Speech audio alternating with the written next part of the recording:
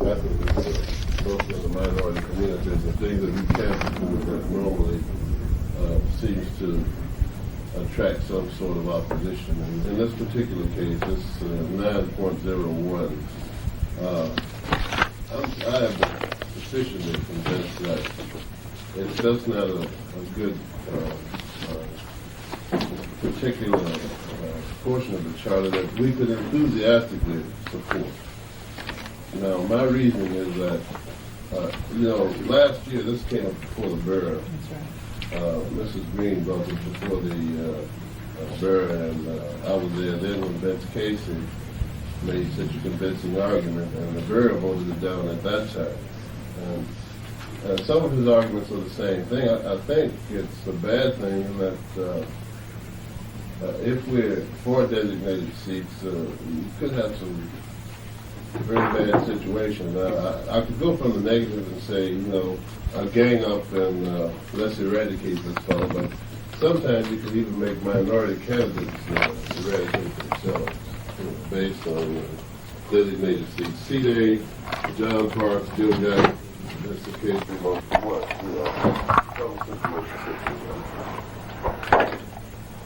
And, I feel that we have a good situation now, and you know yourself that minorities running for office really must have the sympathy of the majority to actually be about. So the sympathy votes, I think, come from a wide area rather than 3 or 4 people, say, diluting what I would call sympathy votes to some degree. Could you make a copy of this for the other members? More,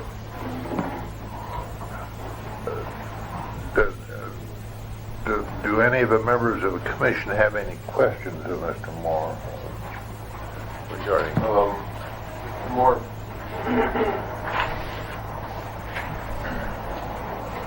I'm trying to figure your last sentence out a little bit. I got the hint from it that you felt that the designated seats meant that it was a districting designation. Not necessarily so, but if you say C-Day, just picture me deciding to take on Troy Sullivan, say, maybe you make his C-Day and you say, Ted Moore is going to take on Troy Sullivan, because that's exactly what you're saying.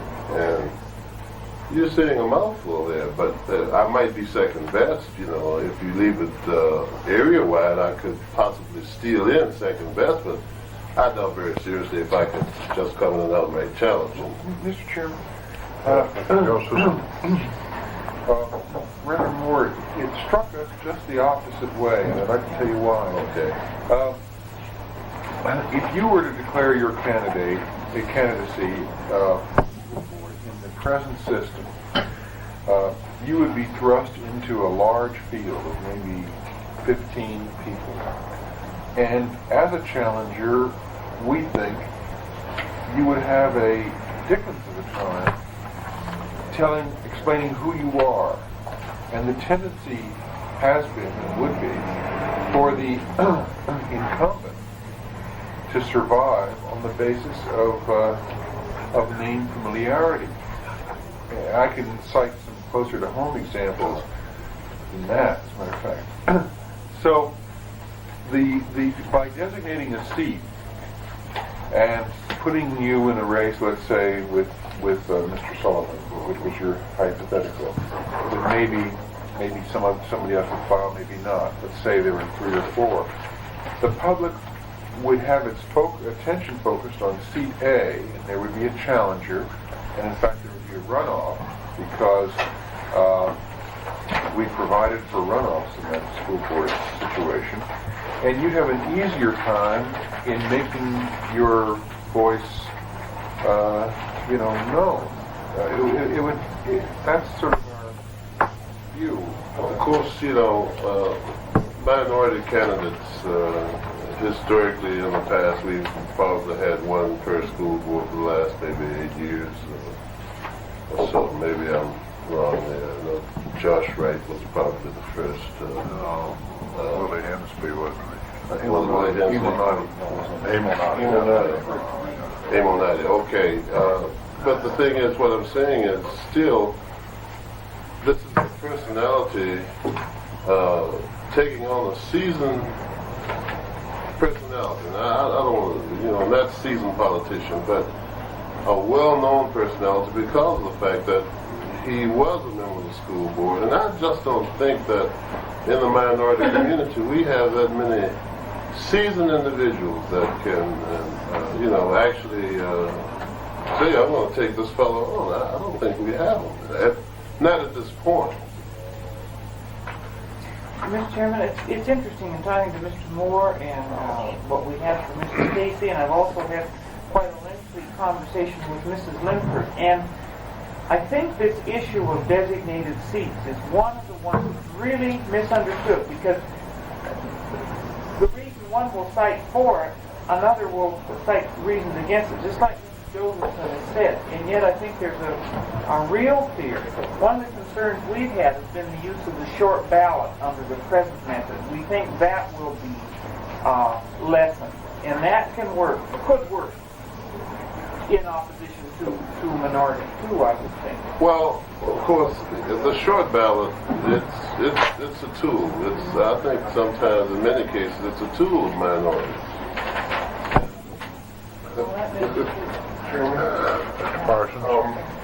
In response to both of these inputs, I talked again to the new president of the ABEA, who indicates their continuing support for just what Mr. Moore is advocating.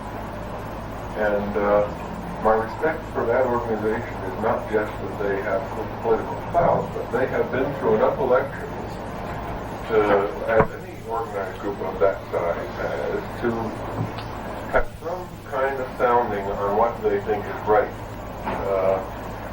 What will be to their best interests, let's put it that way. It may not be right as far as some other segment of the population. But they too, you'd think that they would want designated seats to get at an incumbent that they didn't like. But they too are opposed to it for some reason. Well, there is the short ballot point that you make reference to, but the short ballot technique can be used by bigots as well as by minorities. I agree, but if I had to really take a chance with the system, I would prefer the one that I know works pretty well, rather than try to look into the future and say, okay, we've got 5 people filing for seat A, vote for one. And then all of a sudden, maybe, I really didn't want to get into this, but, even among the various minorities, or even in certain minority groups, you have what you call spoilers. Some of these situations could very well result in a situation where we've got a good, viable candidate, and here comes a spoiler. Maybe you like this guy a little better than you did this fellow, and there you are, see, and maybe we've done the wrong thing all over again. Does everybody understand what I'm saying? I'm admitting the fact that even though we're in a selective group as minorities, we're not necessarily always together on situations. And I think for the benefit of all of us, whether we agree or not, would be to keep it as it is. It has worked, and it's not objectionable the way it was in the past, You see, I don't want to belabor this, but I just talked to a challenger, a lady who is running for the school board. She thinks designated seats are fine, because she says, I'm a challenger. And that means that instead of talking about the school board, I can pick an opponent to run against, and I can study his record, and I can talk about his record, and he is accountable to the public in a way that he never would be, just riding above it all with name familiarity in an at-large race. You see? Well, perhaps she's polished and sophisticated to that degree where she could, pick up these things. But like I say, I don't think we have. You look at it this way. A lot of people feel that you have to have experts on the school board, but quite frequently, a lot of times you just have to have people that care. And the input, I think, is necessary. Input from all segments of the community, whether they're polished and sophisticated, or whether it's that guy that's got to work from 8 to 5 that has an idea that he just wants to see his kid educated. Well, I think we've had most of the input on this, and are there any other questions of Reverend Moore? I have one. Mary? Chairman. I know that the state law says that the school board will be elected at large. There's no doubt that that's the way it'll go into the charter, too. I'm asking the question. I know that some of the folks have been asking me if it's possible to get that changed. They think it would be better having district representation. I'd like to know what the minority community feels in that respect. I know that it's not strictly a charter question, but I would like to have your feel. Yes, ma'am. And I could say this, that if I drew out the district, it would be fine.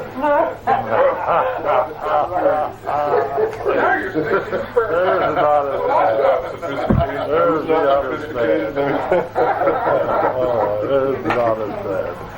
All right, that came to the second question that I wanted to ask you. The charter has chosen that districting. Does that help the minority groups, or does it hurt the minority groups as districting?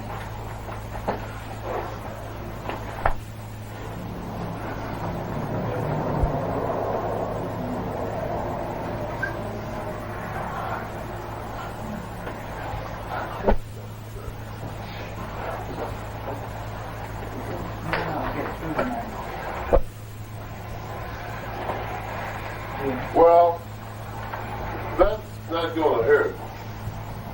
I'm happy to hear it.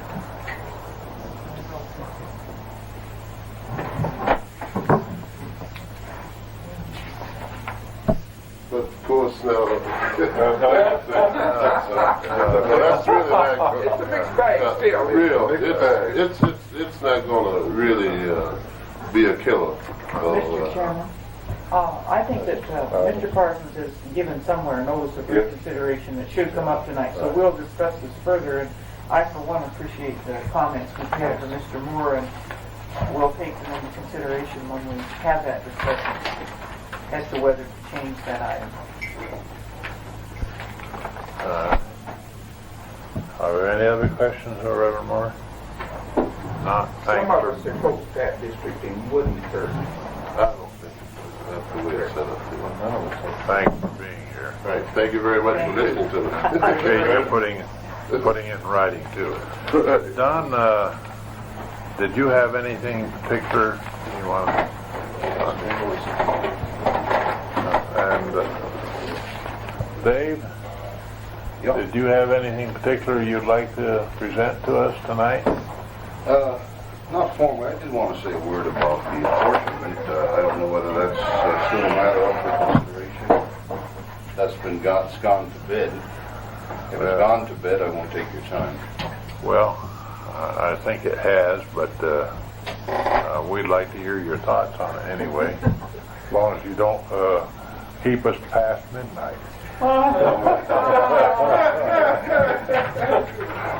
I'm used to that. The silver fox. Well, it's a matter of we can talk and terms of emotionalism, political philosophy, and people power.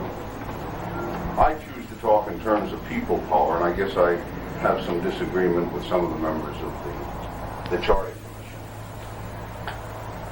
And we can talk philosophies too, I guess. But basically, it emotionally sounds very good when you have small districts that the fellow around the corner has empathy for my neighborhood, he represents my neighborhood, he can go down and fight for my neighborhood, and my neighborhood is going to be represented in the small districts. And all of that is true from an emotional standpoint and from a representation standpoint. But from a pure practical politics standpoint, the payoff is in the voting tally, the tally on the board. Now I can represent a single district, and I can represent my people perfectly. I can be an ideal representative, and I can lose every vote 10-1. I can go back to my people and I can say, folks, I represented you to a T. I've made all the motions, I made all of the representations on your behalf, and I lost every one 10-1. That's not people power. And this type of map, this type of apportionment, is not people power. A neighborhood prevails in a pure political sense when it has 6 votes out of the 11 on that tally board. That's where it pays off. If you have a problem in a neighborhood and you want to accomplish something, you have got to garner 6 votes to make it work. Very simple, practical politics.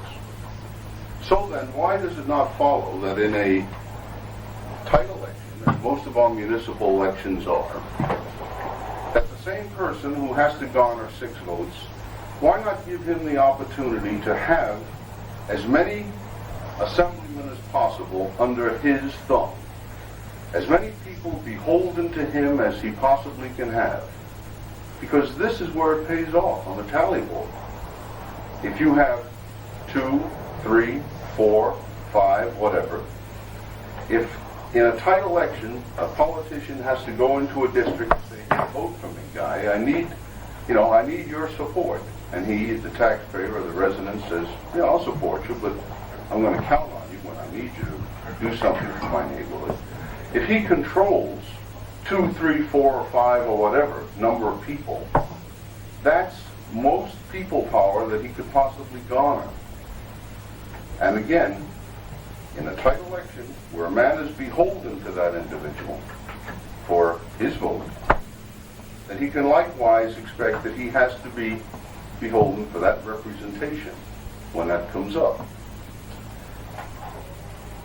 If you have 3-member districts, 4-member districts, whatever, or a system like the city has at large, which I don't particularly subscribe to, or I wouldn't recommend to you. But if you give the people as much power as possible by making as many people beholden to him as possible, he has, from a practical political sense, as much power as you possibly could have. You know, and that's a political philosophy, and I'm sure that all of you won't agree with that philosophy. But when you talk about practical, raw politics, and you count about how it pays off on the tally board in yes and no votes on a particular issue, I think you've got to have some empathy for that point of view. That doesn't mean that you don't have good representation on single or small district type scheme. It does mean, though, that while you may have good representation, you don't have as much people power as you possibly could have. And I recommend the people power pursuit. Let me go from there onto a related subject, and that's the form of government that you've chosen. And the theme still being people power. Right now, you've selected a a form of government which has a situation where you have a manager who would serve not at the will of the elected representatives, i.e. the assembly, but at the will of the chief executive.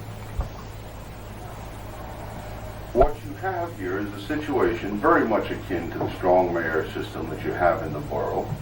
It sounds a little bit different. It is just a shade different. But that man doesn't serve at the pleasure of the assembly.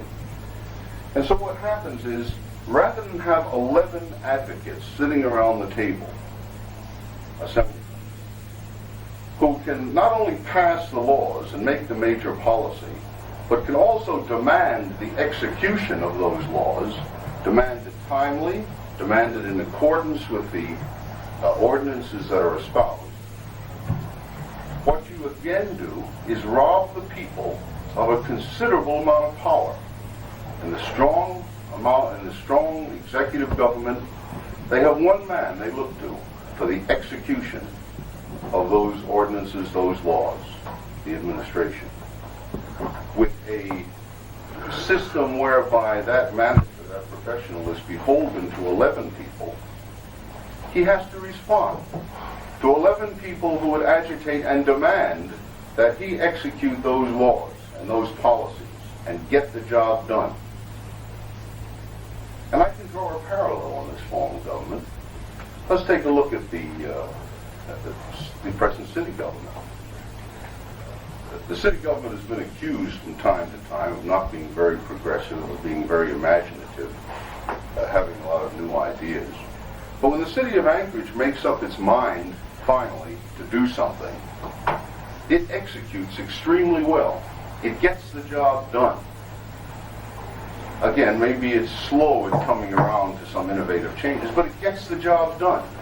And why? Because you have 9 people sitting around a council table who says, Mr. Manager, get your tail in gear or get out. And those 9 people are responding to constituent phone calls and whatever. The Greater Anchorage Area Borough, by parallel, has probably a great many innovative ideas, new approaches, holds a lot of promise, tremendous new ideas, but a terrible track record on execution. And why doesn't the Greater Anchorage Area Borough execute as well as it could? Because you leave up that execution process to just one individual, rather than to 11 assemblymen who can say, in effect, look, Mr. Manager, either you execute or you leave. So that when you talk in terms of people power, what you've really done is you've chosen a government, both in form and in representation, which provides the least possible people power in this community. Now, if you had taken one form of government and a different matter of representation, then perhaps you have a balance where you have some prospect of some accomplishment, of some real forward-moving government. But where you take, both in your form of government and your apportionment, a system which provides for the least possible strength in the hands of the people of this community, I think you do them a disservice. And the only reason I really dropped by tonight is to express this point of view. I would hope that some of you might have empathy for it, and that before you dot the I's and cross the T's, that you'll consider some abrogation of the approach that you've taken. I don't expect that you're going to go the way I recommend across the board, but I would hope that in one of these 2 type things, in form and in representation, that you would back off a little bit and try to get a better message. Because I think the people in the community, in terms of representation, would be better served. End of sermon. Thank you very much, Dave. Mr. Parsons? Dave, I couldn't, you said it better than I said. You said it, I might have won. What kind of a districting proposal are you in favor of?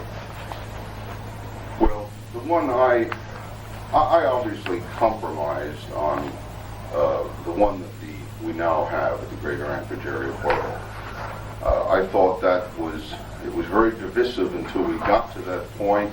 I was willing to accept that compromise. I had a personal preference. My personal preference was 11 districts with an at-large vote, which gave you a system where you had the guy who lived around the corner, who lived in that community and who could represent people, and at the same time had 11 politicians kowtowing to him for his vote, the individual in a district. That, I thought, from a people power standpoint, offered the most promise. Unfortunately, the Assembly did not buy that. That was one of their very last choices. I thought it offered the most promise for people power. So are there any other questions of Dave? For the record's sake, Dave's a councilman and assemblyman. I appreciate your taking the time to come, and We sit in and listen to your deliberations for a while? you certainly may. And we hope And I that might- he's wearing just one hat instead of two in a very short period of time. That's right. Right. And also wish to acknowledge the fact that we have a former Charter Commission member here, Don Smith. Now, there's I don't know whether to take up the reconsideration matter now or down the road. Which one, the one on Council Merchant? This is the one on designated seats. Mr. Parsons asked for reconsideration. And I think perhaps it's best to, Jane, I know you wanted to get your report out. Would you concede to reconsideration first, or do you want to get... Okay. Let's get into that. Chairman, I would move for reconsideration of the issue on designated seats. Second. Moved by Mr. Parsons and seconded by Mrs. Froney. Reconsideration of the designated seats in the school board section. I can't think of the number of it. 901 is it? 901. Mr. Chairman, one of the new section of I don't know. Well, one of the new sections, copies somewhere. Go with it.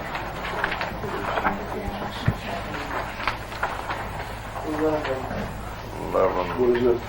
1101. 1101 reads, the system of public schools for the municipality shall be operated by a school board of 7 persons elected at large from seats designated as seats A, B, C, D, E, F, and G. That is the question being called for reconsideration. All those in favor of the reconsideration? Aye. Those opposed? All right, now, Chairman, I don't know the right procedure at this point. I think essentially what I would like is that the sentence end with the period after the word large. Second. Would so move. it's been moved by Mr. Parsons, seconded by Mr. Jaworski, that the words starting after at large be in 1101 be stricken and a period placed at the end of at large. Mr. Chairman, Yes. could I ask Jim, this means that if that motion passed, Jim, this would mean that the school board would be elected at large for the entire Greater Anchorage area, and there would be no, The way it now is. the way it now is, no designated seats. Right. There's no But this is different than that. I know, yeah, there would be none of that, there would be no lines in that map at all, it'd just be the No way, no way. That's right. That's right. yeah. So the way it is, so it's the way it is now. Is there further discussion? Lisa? I just have a problem of determining, the real difference between at-large and designated seats. Well, I know the difference between them, but, your vote is at large all over the district, in Oh, I either know case. that. In either case. Designated seats just says, I run against Jim and we vote at large. Yeah. That I know, but, as to which is better and why one is better than the other. Do I want to be where throwing you in live. 40 people, or do I want to run against that one person? Designated. I can tell you, one of the arguments regarding this is that on designated seats, you might have a vote 51 to 49, and the second seat B might be won by 41 votes, and the third seat C by 40 votes, and actually the second highest man Didn't get elected. didn't get elected. That's one of the arguments. Mr. Chairman, I don't think that, I think we'll probably adopt this motion, but I'm going to still vote against the at-large without designated seat. I don't think that's a valid argument. It's not known whether the loser in the case of seat A, who got 49 votes, would have gotten 49 votes running in the field of seat B, and it really doesn't prove anything. I still think it's easier to make a race and discuss the issues, and harder to coast on the basis of name identification if they're designated seats. I think that the APA and the minorities which have used short ballot techniques, may see some concern, and I appreciate that, and I wouldn't want to certainly affect the minority case by doing anything at all unfair. But in actuality, they have not fared very well in the present system. It's true that Mr. Noddy was elected to a one-year term, but otherwise, I don't think that they have fared very well in the existing system. And one of the reasons is that the present kind of campaigning is much more expensive because you're running in a big field trying to command name identification. And again, because it's harder to get down to the nuts and bolts merits of who's done what for education or what one's position is, because you're running in a name familiar in the field. Lisa? Can I ask a question, Jim? Yeah. When you talked to the ABA, did he say why they're not at large? They explained the issue to their membership, and then they did a poll of about 7 or 8 issues, and got responses back, some of which were equivocal that were 50-50, but this is one that they indicated there was a strong majority in favor of the at-large arrangement. And it's my supposition that they feel that they now are watchdogs enough of the education policy process and present observers to the meeting that this is the best way for them to keep track of the way school board members vote on issues, and that the best chances of electing their representatives are under the present system. I don't know how else to interpret it to me the other way. Didn't a few years ago ABEA support designated seats? No, I don't think so. Lisa, I can't answer that properly. I don't know. I think, I don't ever Chairman, I think remember if they're very unhappy with the incumbents, they may support designated seats. If they're happy with the status quo, they oppose designated seats. That's probably it works.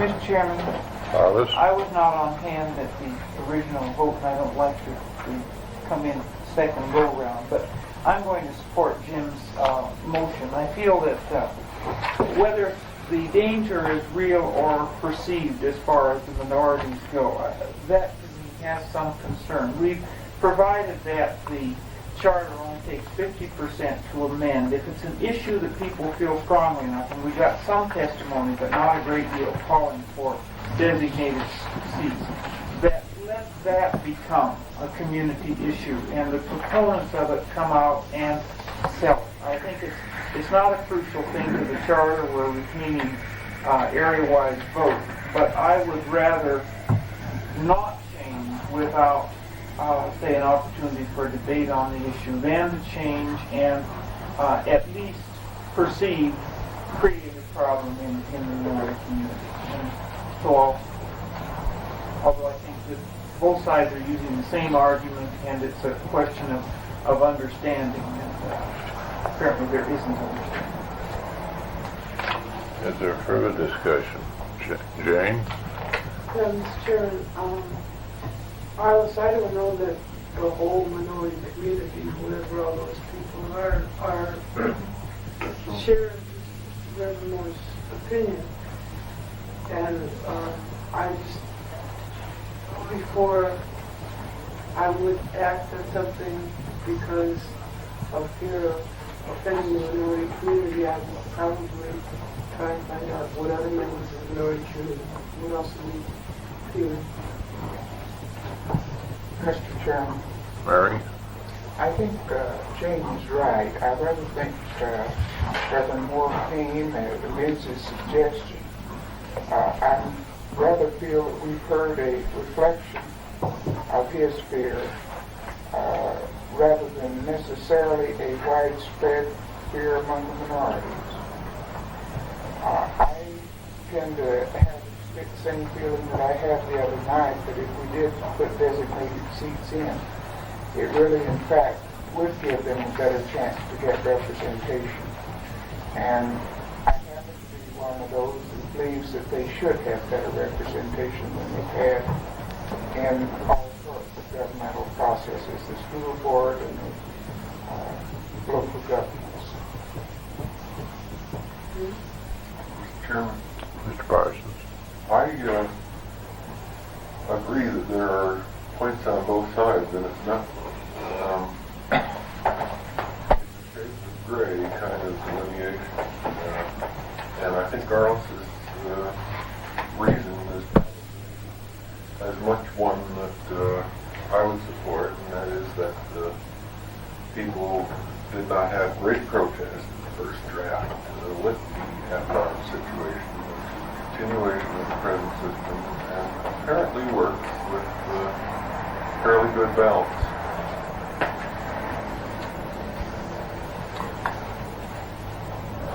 Any further discussion? Jane? Mr. Chairman, I disagree with Reverend Moore and feel that minorities' opportunity to be elected to the school board would be enhanced by designated seats. Question? Call. Angvik? Motion, please. The motion is to strike the words from seats designated as seat A, B, C, D, E, F, and G, and place a period after the words elected at large in 1101. Education, public school system. Angvik? No? Chai? Yes. Crony? No? Josephson? No. Parker? No. Parsons? Yes. Reed? Yes. Sheffield? No. Sturlowski? Yes. The motion fails. 4.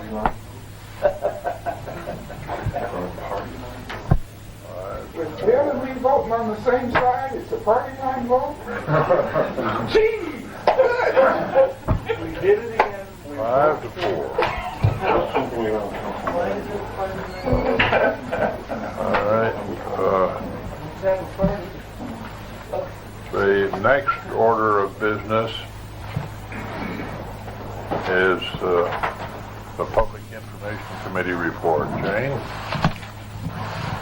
Mr. Chairman, the Public Information Committee has met a couple of times this past week, and I believe as of July 10th, you received a memorandum indicating where we are right now, and an update of that is that we have contacted the 3 major supermarket chains in relation to just, first of all, the brochure. Carlsbad and Safeway will all distribute brochures, which would be in the format of kind of a question and answer that people have about what will this charter mean to me. And we will have printed up 50,000 of these brochures to be distributed by the supermarkets if the commission will appropriate us $5,000 to produce it and print it.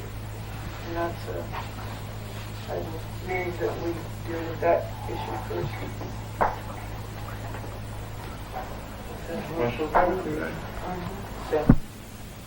Shy? Question, would this be considered advertising by the commission, spending public funds for advertising?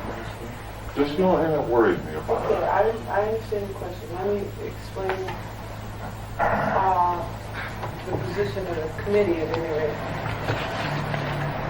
We will have produced a document by next Monday night. It is the theory of the committee that it is also the obligation of the commission to provide the public with information about what that document is, what it means, and what it means to them. The prospect that having printed it in the newspaper is fulfilling our obligation to educate the public is probably not accurate, since many people will not read the document, or people who do read it will not understand it. So that within the realm of providing information to the public, a brochure that is very simple and answers questions that people have raised as they have when we went out to speak with them about how is this going to affect me, would be a service to the public and is within the realm of our obligation to produce the charter in the first place. Jane, was there any consideration to publishing this in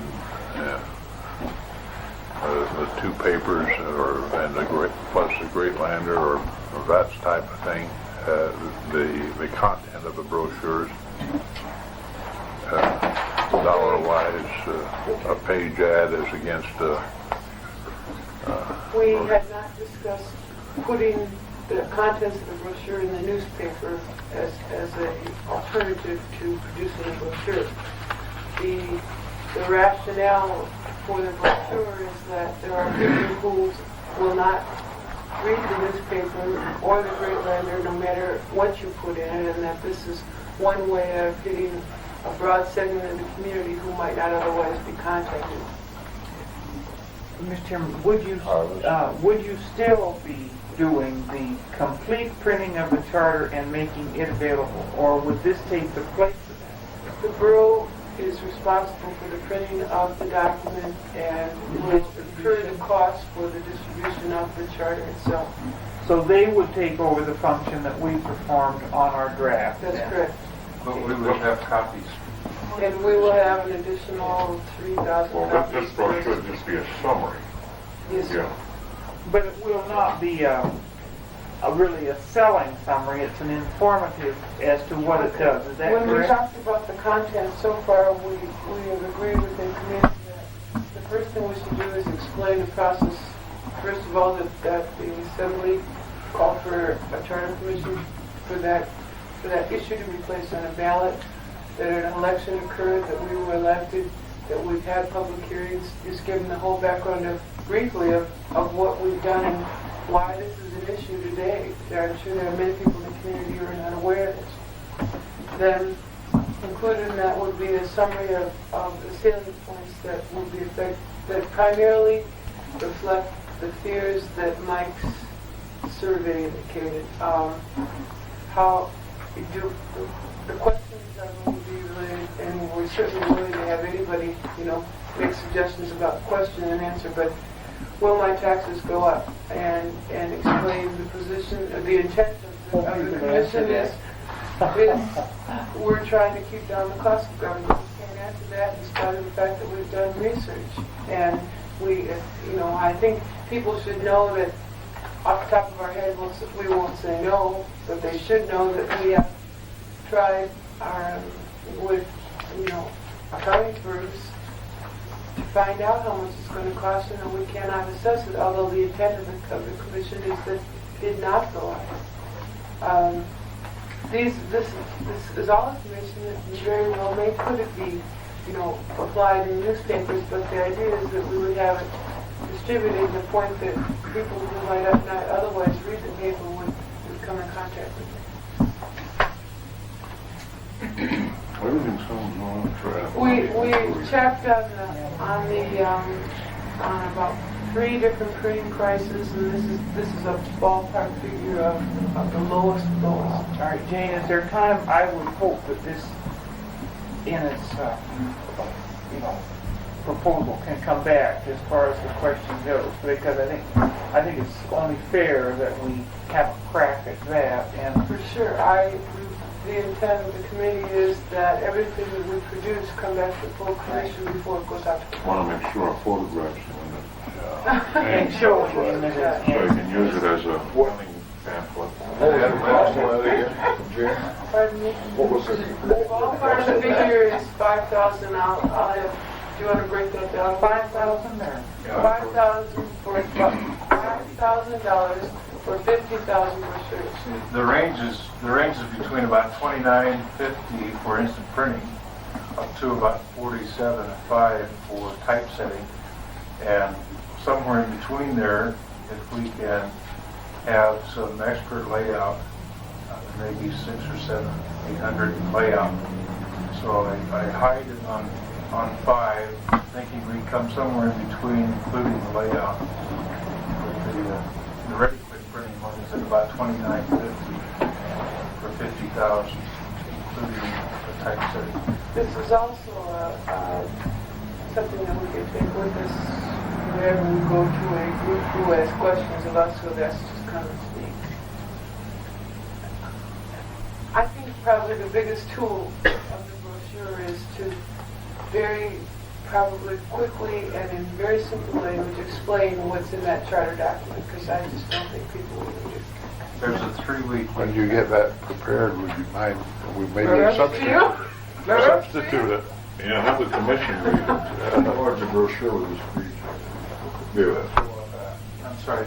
We have talked about that in committee too, and it's anywhere from like a half a page folded over in probably either 8 or 10 pages, depending on what we do with the covers, because those may not provide much information. Jane, This is a 12-page 5x7. It's the figure that you got them. How many pages? 12 counting the covers for. Well, that's 12 half pages. 6 Half size. Yes. Half size. Didn't we sort of tentatively talk about using the Joe's Bill of Rights as the I'm sorry. summary? Yeah, The that's Bill I of don't Rights. think you mentioned that. That's part of We the felt that was as good a summary as we could get. part of Gonna let him on that. I don't mind. I'll be delighted to give him credit for it. I think he did a beautiful job of work. We'll call it Joe's Bill of Rights. Joe's being China, basking in glory. That's right. an absentee ballot. And I stay here and take the heat for the form of government. What's your smile? Is there any, are there further questions of Jane? When are you leaving for China? In summary, Jim? I think in committee, I may have been out of the room when she said part of it, but to have a lead-in of the history of how we're at the place we're at. B, Joe's Bill of Rights summary of the charter.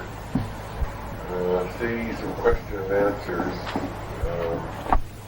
One other package. Summary of the president's one for the form of government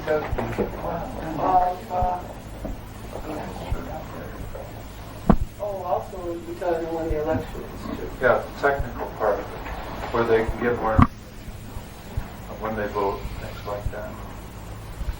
Or they can get absentee ballot. The city's discussion was that if it gets too heavy with type, such as this, it discourages quickly people getting into it, and that one needs to be careful, even in something that's going in your shopping bag, not to get it too wordy, or as one of the committee members said, it's for wrapping garbage. Mr. Chairman, how soon might we have this if we go ahead? If it took 2 weeks to prepare, it could be in the printer by the 1st of August. So we're talking roughly for use of 1 month.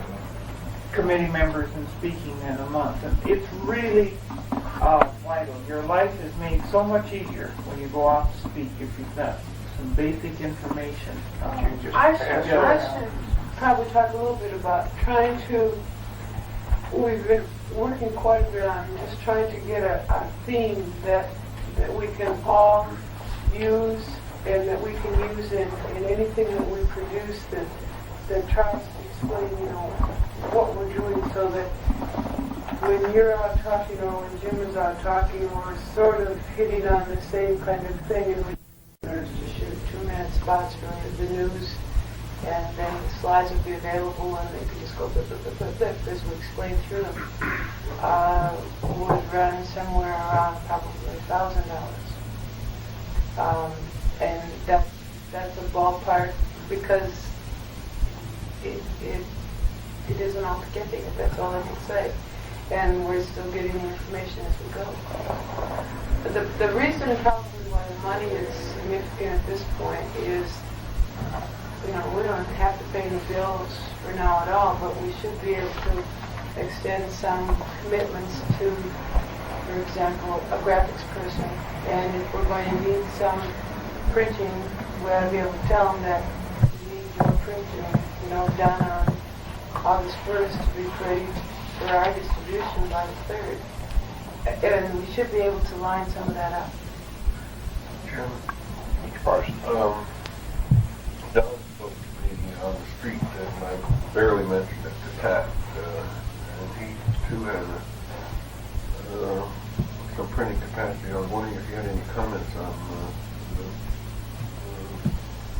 Well, no, my only comment is just sitting there listening to this thing, it just scares me to death. Talking about the use of public monies, how the fine line you guys are talking about, even in education, I can see some real problems. I'm having a hard time remembering what we did, but it seems to me like we went out and tapped some private sources for money when it came time to educating people.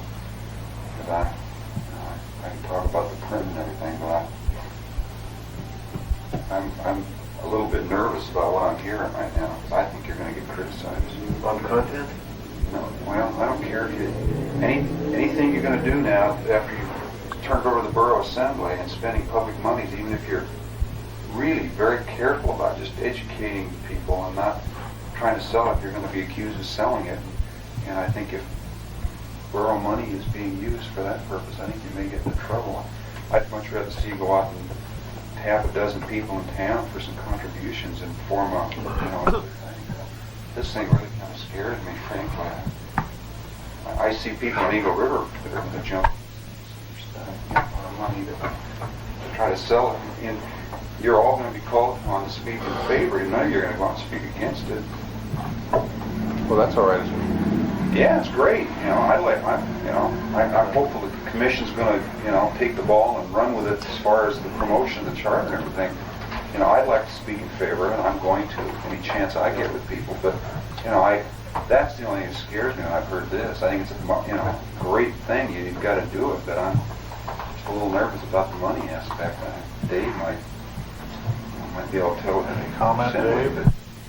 I have just one. I don't share Don's views, frankly. I think that as long as your presentation is strictly educational, I think that you probably will serve the community by educating. The only one caution that I think would concern me is that once you turn the thing over to the assembly and they schedule the election, you folks have finished writing the charter. You really sort of out of the business as far as expenditure of public monies. So I would rather see that you got geared up and spent whatever money you were spending and made the financial commitments prior to the time you turn the thing over to the assembly. So that once the assembly has it, well, I realize you're talking post-time, but the concept is you've done your job, you put it in the hands of the assembly, you've made your financial commitments for education, although that education may be produced later. The concept means you don't make any new financial commitments after you turn the charter over to the assembly. But I have no fear about, I don't share Don's view. Well, maybe I'm super nervous, but I don't, for example, like the system that we have in the present government where the local government goes out and spends $5,000 promoting the sale of bonds. And I just feel that, we get an awful touchy area. Don, we talked about this a lot, and the strongest sentiment of this commission was that you cannot spend public money for promotion of the charter. Oh, I understand. And your concern, and it has been expressed by 90% of people in this room previously, say exactly the same thing. And all I can say personally is that if we expect people to vote on an issue, I think it's our responsibility to tell them what that issue is. And a legal constitution is not information except for those who are able to interpret it. Mr. Chairman. Honest? Bill? Well, I was just going to say the same thing of James in this. And I go on with Dave. I don't share Don's feelings, and I think that we're not probably shouldn't use public money to go out and an educational piece of paper, an educational tool to educate the people is, I feel we have the responsibility to do it. We've worked for 3 months. The people elected us, the people want a charter, or they want a charter commission, and I think it's our obligation to explain what's in it and educate it, and I don't know how else to do it except have some tools to do it with, and I think that they would expect us to do it. If you would like to contribute to printing, you have to accept them. Mr. Chairman, Jane, when is your committee meeting again? And that's just 2 o'clock. Yeah, I know that you, yes. No, I have just one concern, Jane, that we had brought before us before the one for the videotaping. We have here this proposal. I really feel that, although I support us going out, I think that's part of our job. We could not ask the Borough Assembly or really any other group to provide really voter service on this because they haven't seen the thinking in the whole thing. I think we have an obligation to go to speak to any group that will have us, to get information in the hands of people that can't appear to a group. So I have no problem there. But I think we do have a responsibility to have a full program, and I think Frank was alluding to this, of what we're talking about so that we can say, hey, that's good, that's not so good. Maybe here's an area we can get some other group to go. And I really think we ought to know the path that we're buying before we commit as large as some of that. I hear your concern, I can certainly understand it, and I come up with a budget. There's different, all I can explain to you is the problems we've had in trying to figure out what it's gonna cost, and I'll have something for you later. Yeah, Mr. Chairman? Your $50,000 brochure price is fairly realistic, I think. I would move to postpone further consideration until Thursday night pending receipt of a overall budget from this committee plus an up-to-date budget of unexpended funds that have been committed by the Assembly to this committee. I see. Is that fair? That's moved by Alice and seconded by, was it Jim? No, from Bill Sheffield, to postpone till Thursday night and request the committee to come back with a budget program for And total also program. budget from you, where we are. Total budget. Mr. Total Chairman, budget. I just have one question. Does this make anybody real unhappy in terms of timing? No, not if we're Thursday, this is Tuesday, right? It must be Belgium. It's Belgium. The only person who's been happy in the room is the person who's got to find the information. Is there any further discussion on it? I would like to ask you a question, if I may. Yeah. We have a graphics fellow standing by who we would like to get going on charts and things for speeches. We need to buy approximately $200 worth of goods for him to work with. And hopefully we could initiate that tomorrow. I don't see much we do tonight as far as any additional money. Maybe some, but not much. Mr. Chairman, I think that's something that we've asked for previously as far as the tools to go out to give speeches with and on the charter. I can't see that's tied in this and causing any problem. That's a different piece of money, what get to. Yeah. I think we approved that concept. He did want to let y'all know that he was ready to go to work. That's a good one. I like that, Dave.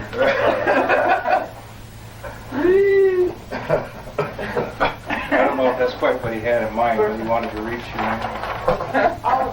I hope that can go up on a wall somewhere. Okay, aside from money, do you want, aside from money considerations, Oh, Jane, on this part, are you addressing the motion to, oh, no, go ahead and vote on it. No objection. all those in favor? Aye. Those opposed? So ordered. All right, Jane? I indicated at the last meeting that when we do gear up, we have acquired quite a bit of public TV and radio time for the purposes of education, and we are going to need, this is an appeal, we're going to need everybody's help on that kind of a thing. And by the end of, this week or this weekend or sometime very soon, we are going to make a great big calendar that shows everybody where they're supposed to be at what time and what the days are. And we have three Tuesday nights in a row on Channel 13 from 6:30 to 7, where we'll be doing 4 commissioners at a time and talking about different kinds of things, which is primetime TV that Channel 13 has given us. And again, it's for educational purposes, and I can't stress that enough, and I guess that'll have to be observed by the public. And if anybody, also, all the stations we've talked to, anybody files any kind of a challenge that we are not being fair, that we're, on one side, the opposition immediately gets their time to have their day in court with us in relation to the information we're providing. Could I ask a question on that? Those that spoke and possibly in your thinking of it.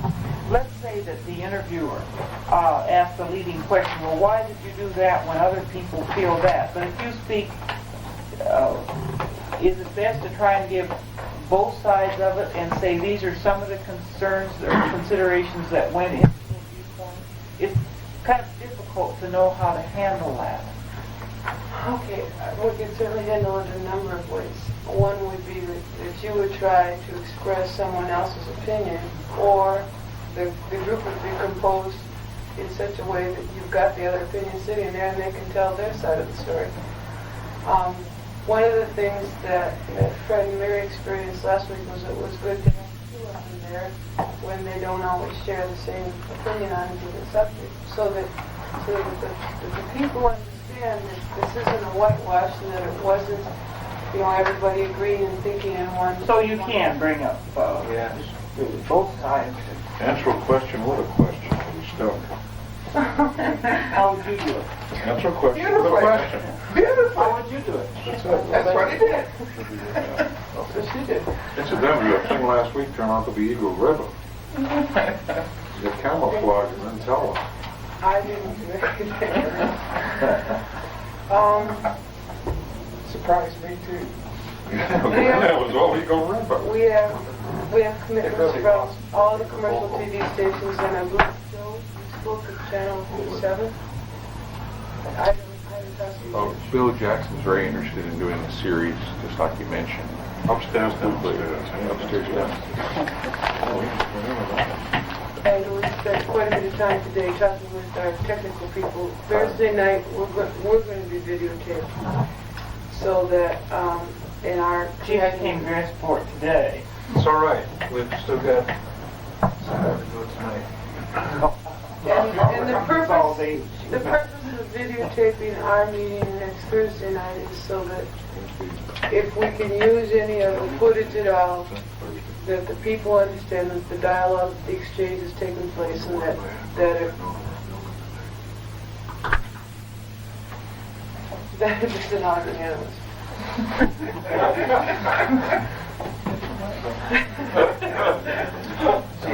She had the floor. I conclude this committee report right now. No, I'm not. Parnell? I had a couple things. We have the Anchorage Personnel Association with about 50 people meeting on Thursday noon, July 24th, for an hour, the Anchorage Westward, and we would appreciate 2 people to speak to that group. So never mind. You want to go in? I'll go with you, Jim. I haven't done anything. I'm going to need to have some help Are we on adversaries in some way? I obviously We are. What's the- 24th, Anchorage Personnel Association, 50 people. It's a Thursday at the Westwood, July 24th. I'll have to talk. Joe and I will be going to the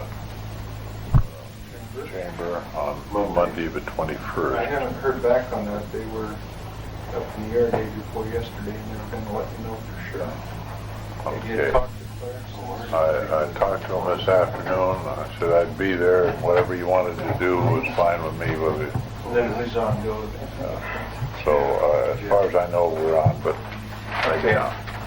also on the 25th, I think it is, at the Gold Rush Rotary. Is that acceptable? What? Get tired of this meeting. 25th? Are there any? Arla? Mr. Chairman, Jane, have you made any contact with Millet Keller's group to find out what's being done? Have you had any offer of support from any groups? The people who will provide us with support of the League of Women Voters, and that's the only contact that we've made So far. And they even indicated that they would purchase TV time to promote the charter. Is there any further questions of Jane? I would like to introduce Mel Leskinen, who's standing back here. Bill what? Mel Leskinen. And Mel is a photographer, and he is here to do some black and whites tonight to go in the media kit for the newspapers. And I hope you received the word. And also to do some color shots for the TV. And if you blew it tonight, he'll be back Thursday. Patty? To do some more. Oh, the question I have is, have you set anyone up to appear before the assembly on Monday night's meeting? We have to do that request to appear. Yeah, we have to do that tomorrow. I move that the chairman go before the assembly, because he's so successful with it.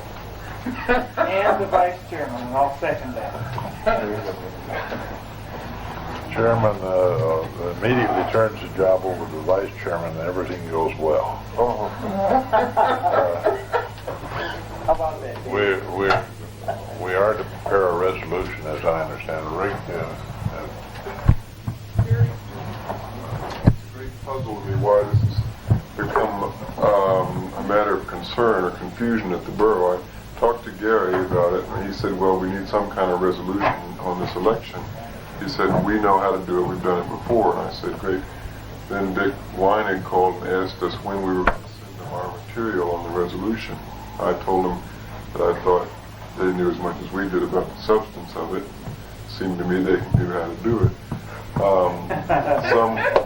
Sometime thereafter, somebody from the clerk's office also called, very puzzled, and asking us when we were going to do whatever we're supposed to do. I don't know anything about it. So I'm in the same boat. Consider, you know. The ombudsman. Mr. Chairman, Our litigation. on this matter of the resolution, we had a little bit of earlier discussion about attempting in any way that we could to prevent people having to run again. And there was discussion about the school board, if we went to designated seats, which we're going, whether or not we could in some way have that hold for the municipal election. And I personally see a legal problem. Have you taken a look at that, Rick? I mean, whether the three are up this time. Is that right? Is there any problem with having them run for seats A, B, and C, for instance? Well, they're going to be running. No, they're going to be running for A, B, and C. Let's assume, for purposes of this discussion, that the charter failed. Are they going to have to run again in the municipal election? Well, Excuse me. Jane? Mr. Chairman, I would like to speak to Arliss's question.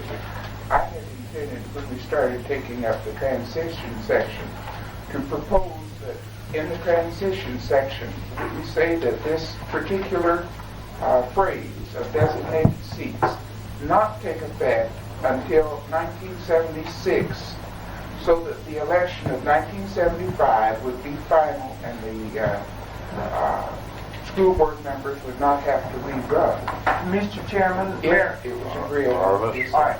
If that would go, would we also then consider that one seat on the Chugiak Board of Supervisors? I talked to the member that is due to come up on the Chugiak Board of Supervisors, and he said that if it could be managed so that he did not have to run twice, he would appreciate it. Okay, so the point of my question is, can we, that's to be done then, or we can consider that in transition as opposed to this resolution, right? As opposed To doing it in the resolution that has to be there Monday night. I think it should be both places. Well, we jolly well better discuss that. Because this we is have to something, take the concurrence. I'm not sure what the resolution should contain. Myself, I would assume they can't contain the whole charter very well, or can? Sure. Madam Clerk, that we instruct or request Mr. Garnett to contact the attorney's office for the borough with regard to the resolution, and to indicate that for transitional purposes, the initial election of school board members we desire to have on September 9th on an at-large basis, so that without designation of seats, so that in the event that the charter is not adopted, these people will not be run. And also the single candidates, or the candidates for the seat for the Board of Supervisors for the Chugiak, what do you call it? Service area. Service area, would run, we propose on September 9th. Second. Can't do that. Moved by Josephson and seconded by Sturgill-Lewski. We request the attorney to contact the borough and prepare the necessary resolution governing the non-designated seats for school board election and the supervisor of the Chugiak Service. Any further discussion, Mr. Chairman? Joseph? Well,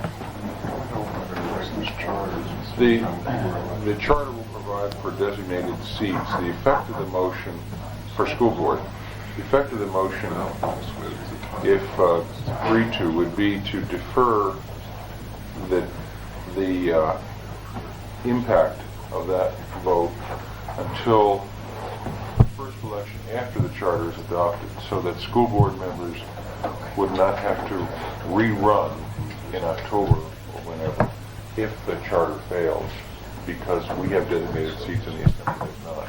We also cover the Board of Supervisors in Chugiak. Mary indicated that at least the incumbent had no objection to running in September at the same time as the I think Joe alluded to what I think is the hidden main issue, and that is the fact that should the charter fail, the legality of this election certainly could not be challenged if it were run this way. I think it's an excellent solution. Any further discussion? Mr. Chairman, I think that I'd like to have Dave speak to that and force his opinion in relation to it. Dave? I understand. I'm not sure I know what you're doing and how that ties into a charter commission activity as opposed to general law activity irrespective of the charter. I'm not sure I understand. Well, Mr. Chairman, Dave, it's within the prerogative of the Charter Commission, we're informed, to provide for designated seats for school board members. In fact, we could even change the at-large system if we chose to. We've made an election to depart from the existing system, but if we do it and give it effect on September 9, and then the charter fails, the people who are elected to the school board will have to turn right around and run again for school board on a non-designated seat basis in order to conform with the municipal code. Rather than put them in that posture, what we're proposing here is to defer our designated seat system until 1976, and the election for school board would be under the ground rules that now exist. The first election for school board would be under the ground rules that now exist. Okay, the only problem, Joe, that I would see All right, let's. is that you're going to, in effect then, for this year, be changing the date of the school board general election. And I'm not sure whether that's in conflict with Alaska statutes, or if it isn't, we would probably require an ordinance on the books of the borough as opposed to a resolution, which would require advertising, public hearing, and some time. Well, we certainly recognize that as to that aspect, the Assembly may say, we don't want to do it that way. Rick, do you want to do anything on that? You know, but I'll check it out. That's really why I suggested that Rick and Bob Breeze or Rick and Gary Thurlow get together on it. You may require an ordinance as well as a resolution. It may be an ordinance, I wonder if the possibility it may be covered in the ordinance that sets forth the election. Then again, it may take a special ordinance for the whole thing to happen, is what you're saying, right? Mr. Chairman, Mary? according to our charter, we have possibility for boards and supervisors. And we have to carry over service areas. And we have to carry over the functions of the school board. So we have to include them in our election. And if it were possible, we would like to not cause those candidates to have to run twice under exactly similar circumstances. We have said, in fact, that the new government, if it is approved, would take effect on October 7th. And this is the time that they would normally have been elected anyway, which looked to me like it was a natural. Well, if it can be worked. If it can, No. Any further discussion on it? Question been called on the motion. All those in favor? Aye. Those opposed? Hearing no opposition, so ordered. I hope you check it through, Mr. Chairman, with the legal part carefully so that we don't get ourselves in there. Jane, is that all of your report? Yes. Thank you, and we'll go on to the Charter Production Committee and Mr. Josephson.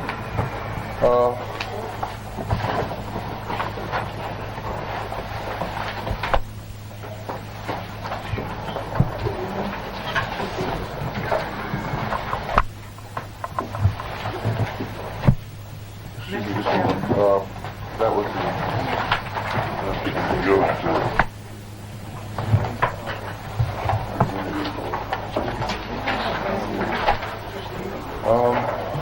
Mr. Chairman, there has been distributed Mrs. Zantek's notes covering Charter Production Committee and Commission work through Article 17, and I defer with Mr. Garnett, and our suggestion is that we not go through that at this session, to go through it Thursday. There are a few points where there are some questions based on a little confusion in the record as to what was done and what was not, and where there may be some stylistic changes. But if the commissioners will review that before Thursday, then it would be in order at that time to go through the document sequence. Am I correct in saying that this is what we have already passed on? It's supposed to be. You may check it. 1 through 17, Joe. Yes, sir. There may be some trouble with this because there were times when we had several changes in a row to one deal, and Patty thought that she had them all right, but she didn't raise that question that there might be somewhere along the line. I'm going to ask the committee members to go through it and discuss it as a committee too, so we'll pick up in anything. And then, of course, because we all did it in pieces, when you integrate the whole document, you're going to have to make some internal adjustments. Then the only other subject matter is that the production committee agreed to begin the charter with a Bill of Rights article, which will be presented to you tonight. Although there's one item in that which the committee wanted to add that will take Mr. Garnett's hand, and that has to do with service areas and how they're constituted. Then you have Article 16, which would now be Article 18, transition. Do you have the notes before you that Mr. Garnett prepared? Have they all been prepared? Handout tonight are 15 transitions.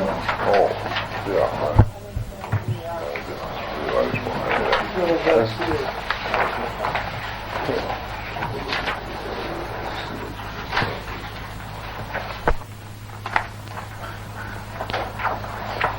Do we need more copies?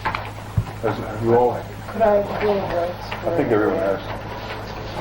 You said it was going to be, you didn't say it had been.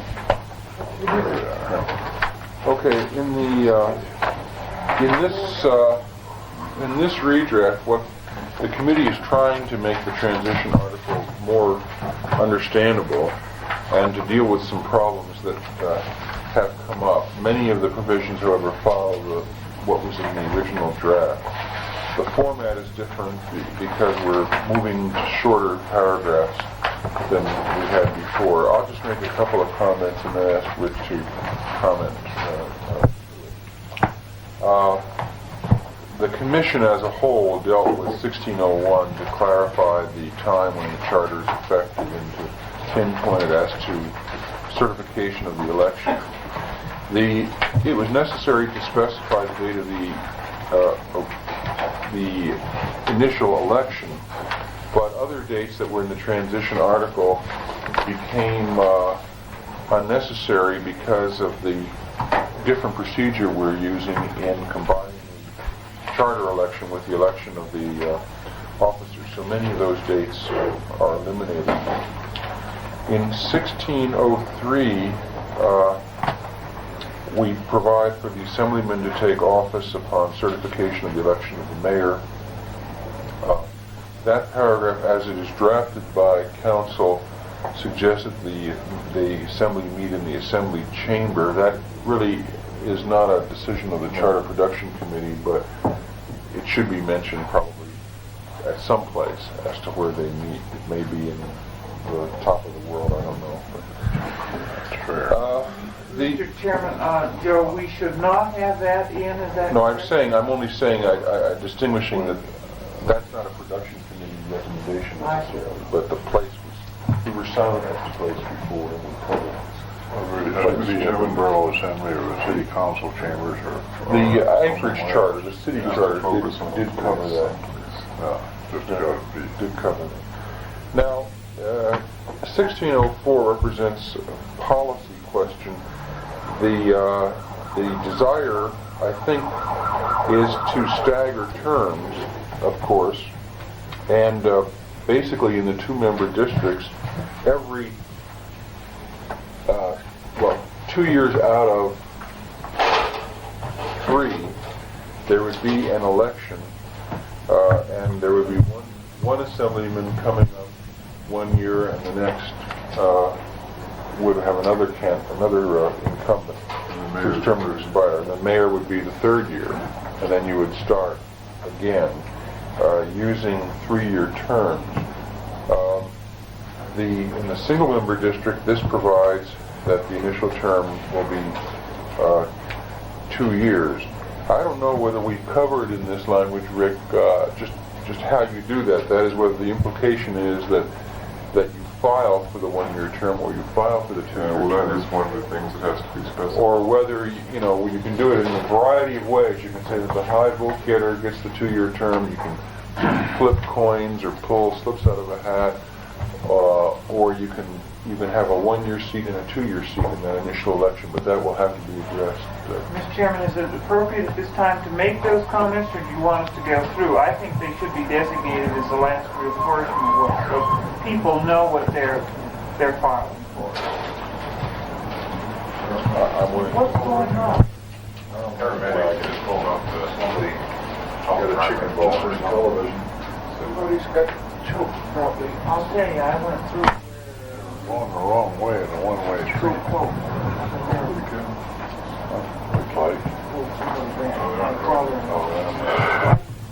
Okay,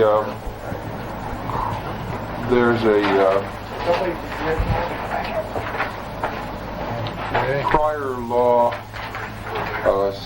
savings clause that I don't think is dissimilar from what we had before, is it, Rick? No, I don't think so, Joe. It's an interesting thing, too, because it may also cover, without mentioning it,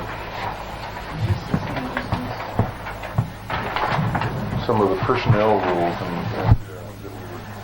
and that's also done in 1608, where those might be safeguarded.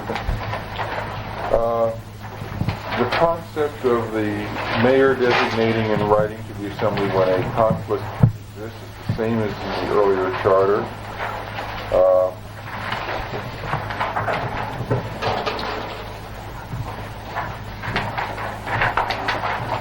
I don't know, do you want to speak to the date here, September 1, 1977 is the deadline for enacting the code? The statute requires that it be done within 2 years of the ratification of the charter, and I just picked the first of the 24th month. So that complies with the Title 29 provision.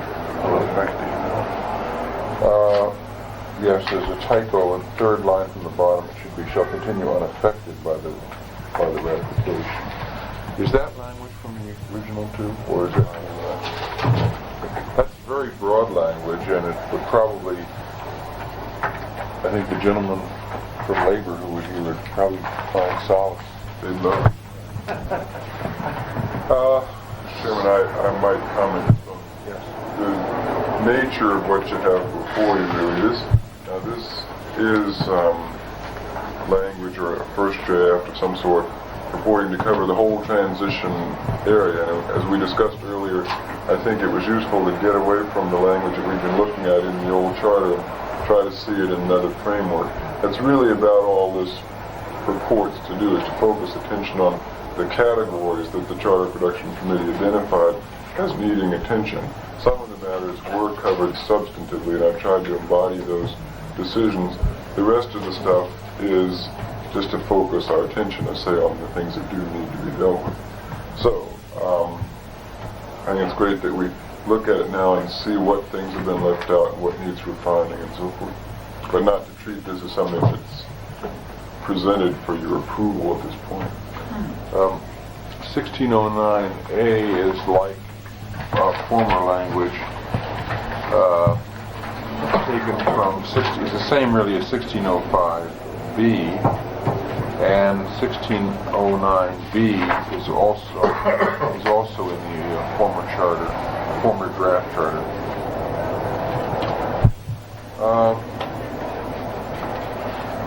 I had a question on that part too, Mr. Chairman.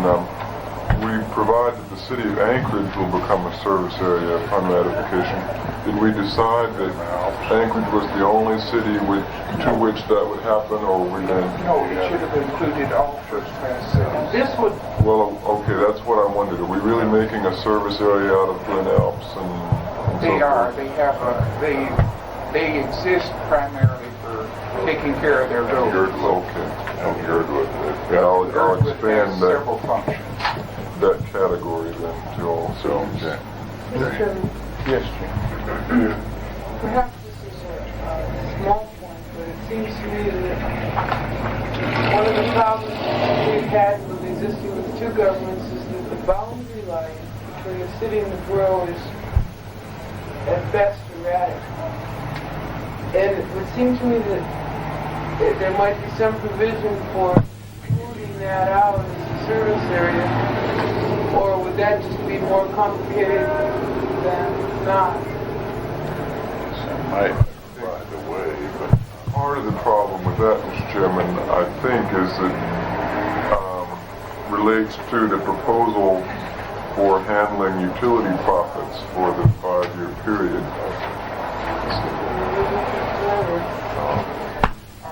Mr. Chairman, I don't see that Jane's analysis that it needs to go on forever in that erratic shape, except for that erratic purpose, is necessary. It would look to me like the new legislative body could change the service area for functions at given time of coordinating the functions together, like public works and such like, so that it would not have those erratic lines left over for snow removal, tree improvements, and such like. I think this is just as an initial move. I don't think it'll be the final. It'll be with the vote of the people effective. Yes.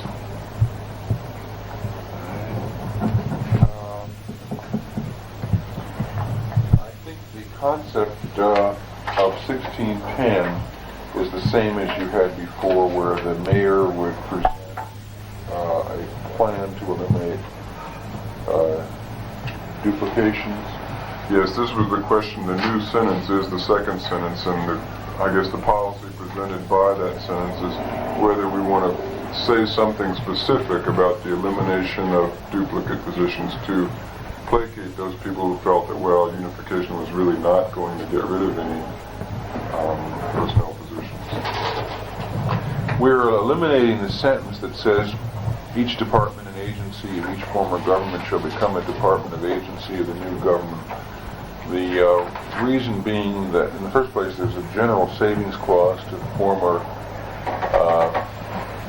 procedures and administrative ordinances, and because that really doesn't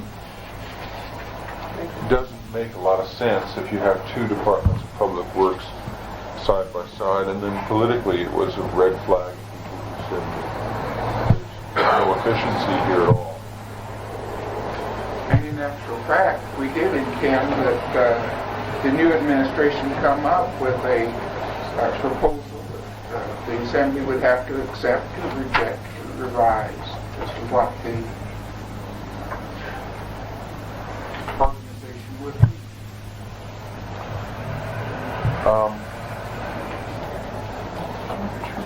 Okay, the May 1, 1976 date for the mayor to submit the plan is the same as in the original draft charter, and the 20-day period for assembly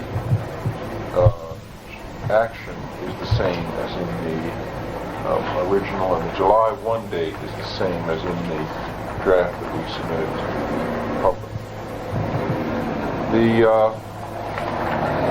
The employees of the former governments become employees of the new government. I don't know if the word rehired is the one that should be used in 1611B, but it does introduce the seniority principle in connection with any reduction in force. And spokesmen for labor groups were concerned that the new government, in deciding who would stay and who would go, unless there was something written in like that, might be capricious, even though rules for termination are usually contained in personnel regulations or in the collective bargaining agreements that were specifically protected. Joe, why are we positive there? Why do we say shall be rehired? Do we say are eligible to be rehired?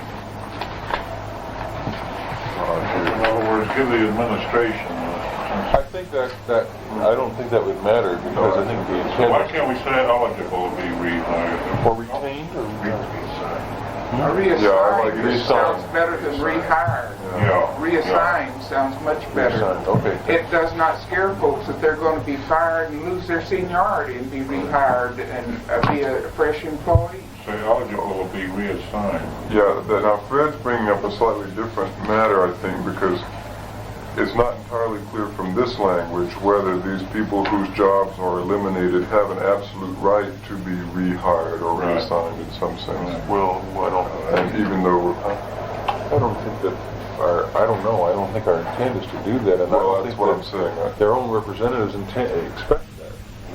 That's why But that's how possibly he use. read it, so. Let's say eligible. Yeah. Eligible. Okay. Don't we need to add some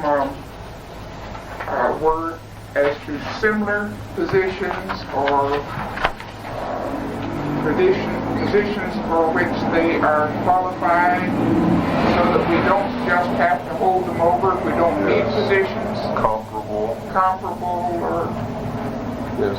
qualified positions, some sort of an adjective there that prevents us from holding on to wood that we really don't have a place for. No feathered. What a dream. We could, as a policy matter, and I think the committee considered this, include language suggesting that wherever possible, nutrition.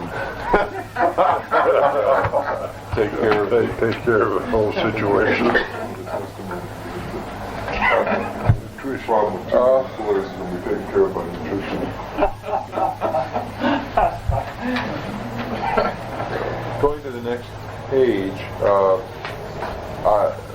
Rick, my comment on C is that if we do this at all, I think the intent was that the comparability or equality of wages would apply within a single agency or department, because tonight we heard that people in the same craft may be working under different contracts even under present circumstances and are not And of course, this whole thing is probably the most unsettled of all the things we've talked about. The question is this: from the point of view of the employee organizations, if you have a melding of two departments, a city department and a borough department, and two people are doing identical jobs, and one is getting considerably less pay for no reason other than that the unit he came into had a weaker contract from the employee's point of view, you will have morale problems, and you will have obviously at least one unhappy employee and maybe a turnover problem. This language, if applied to that situation where you're talking about a single department or a shop or agency, would give the disfavored employee the same wage, but not necessarily the pension, retirement plan, insurance, leave policies, and other negotiated benefits that were in the more liberal plan. This is a policy matter that the committee is putting forth. I think, Joe, if I may, I think the word used tonight, earlier, or somewhere along the way lately, was a wage package, a total wage package. Rather than outlining these things, the total wage package. That's what I heard from But we want to avoid the wage distinguishing. package. Yeah. Well, but that's what it is, because maybe one guy gets $2 an hour, one guy gets $5 an hour, but the wage package to the employer is $6 an hour for both of them. Well, Mr. And you don't want to raise the $2 to the $5 and have a $9 and a $6. Well, I guess I just give you vocal cords or respirators. But I think the problem was discussed a little bit today, or a good bit today, Frank, and part of the feeling was that we're talking about the short term before the new government goes into its first round of negotiations with its new bargaining units. The most serious morale problems seem to be this situation where the pay envelope of guy A and guy B in the same shop were different. The matter of bringing all the other benefits up to parity seemed to be awfully complicated to deal with right off the bat, and might better wait until this first round stage. I don't know. So that's the type of consideration that was brought up today anyway. What do you mean by shall be equal for equal work? What does that mean? Well, same thing, that a carpenter who comes from the city working in the department of whatever it is, and the carpenter works in the borough doing the same job, ought to be receiving equivalent pay. Why can't we say something like all existing wage plans and fringes shall remain in effect, period? Why do we... Well, we can do that, and that's why this is a policy question. The difficulty with that is the difficulty cited by the employee representatives who said that will be an administrative and management problem, because you will have two people in contact with another doing the same thing and having no relationship. Mr. Mr. Chairman. I don't know, it seemed to come through rather strongly from Mr. Awan that they could handle that problem. Yes. And I almost feel, after hearing the discussion Yes. that we have, that we might be better to be silent, because here we have said we are going to recognize the contracts. I think we either go Mr. Mark's point and get into some detail as to seniority rights and so on and so forth, rights about things that happen to a certain point. What we're saying, we'll recognize it, but we'll also moderate it in this particular regard. I think we get into very muddy waters. I If agree. we protect the Agree. status quo, I'm becoming more and more convinced that that's the thing to do, and then let them get into the arena. And Mr. Alderline seemed to say they're perfectly competent to do it.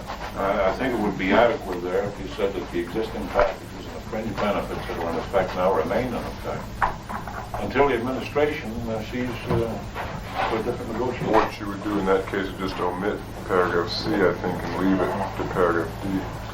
Paragraph D, I think then, in that, especially in that case, that needs filling out. Yes. That I would refer specifically to pension plans and And retirement. of course, you have some employees that are not covered by a collective bargaining agreement. Yes. Not every employee in the city is So you is have under to a... speak to that. So you'd also have to include that in paragraph D. Yes. That, There are quite a number of employees, aren't there? So we direct question to Mr. Rose on that. Doesn't the city have a number that fit under a general classification that are not unionized?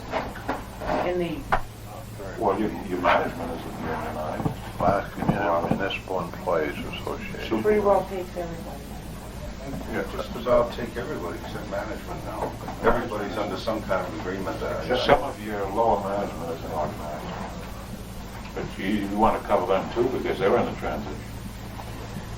Well, it would be collective bargaining agreements or personnel rules or plans or something else.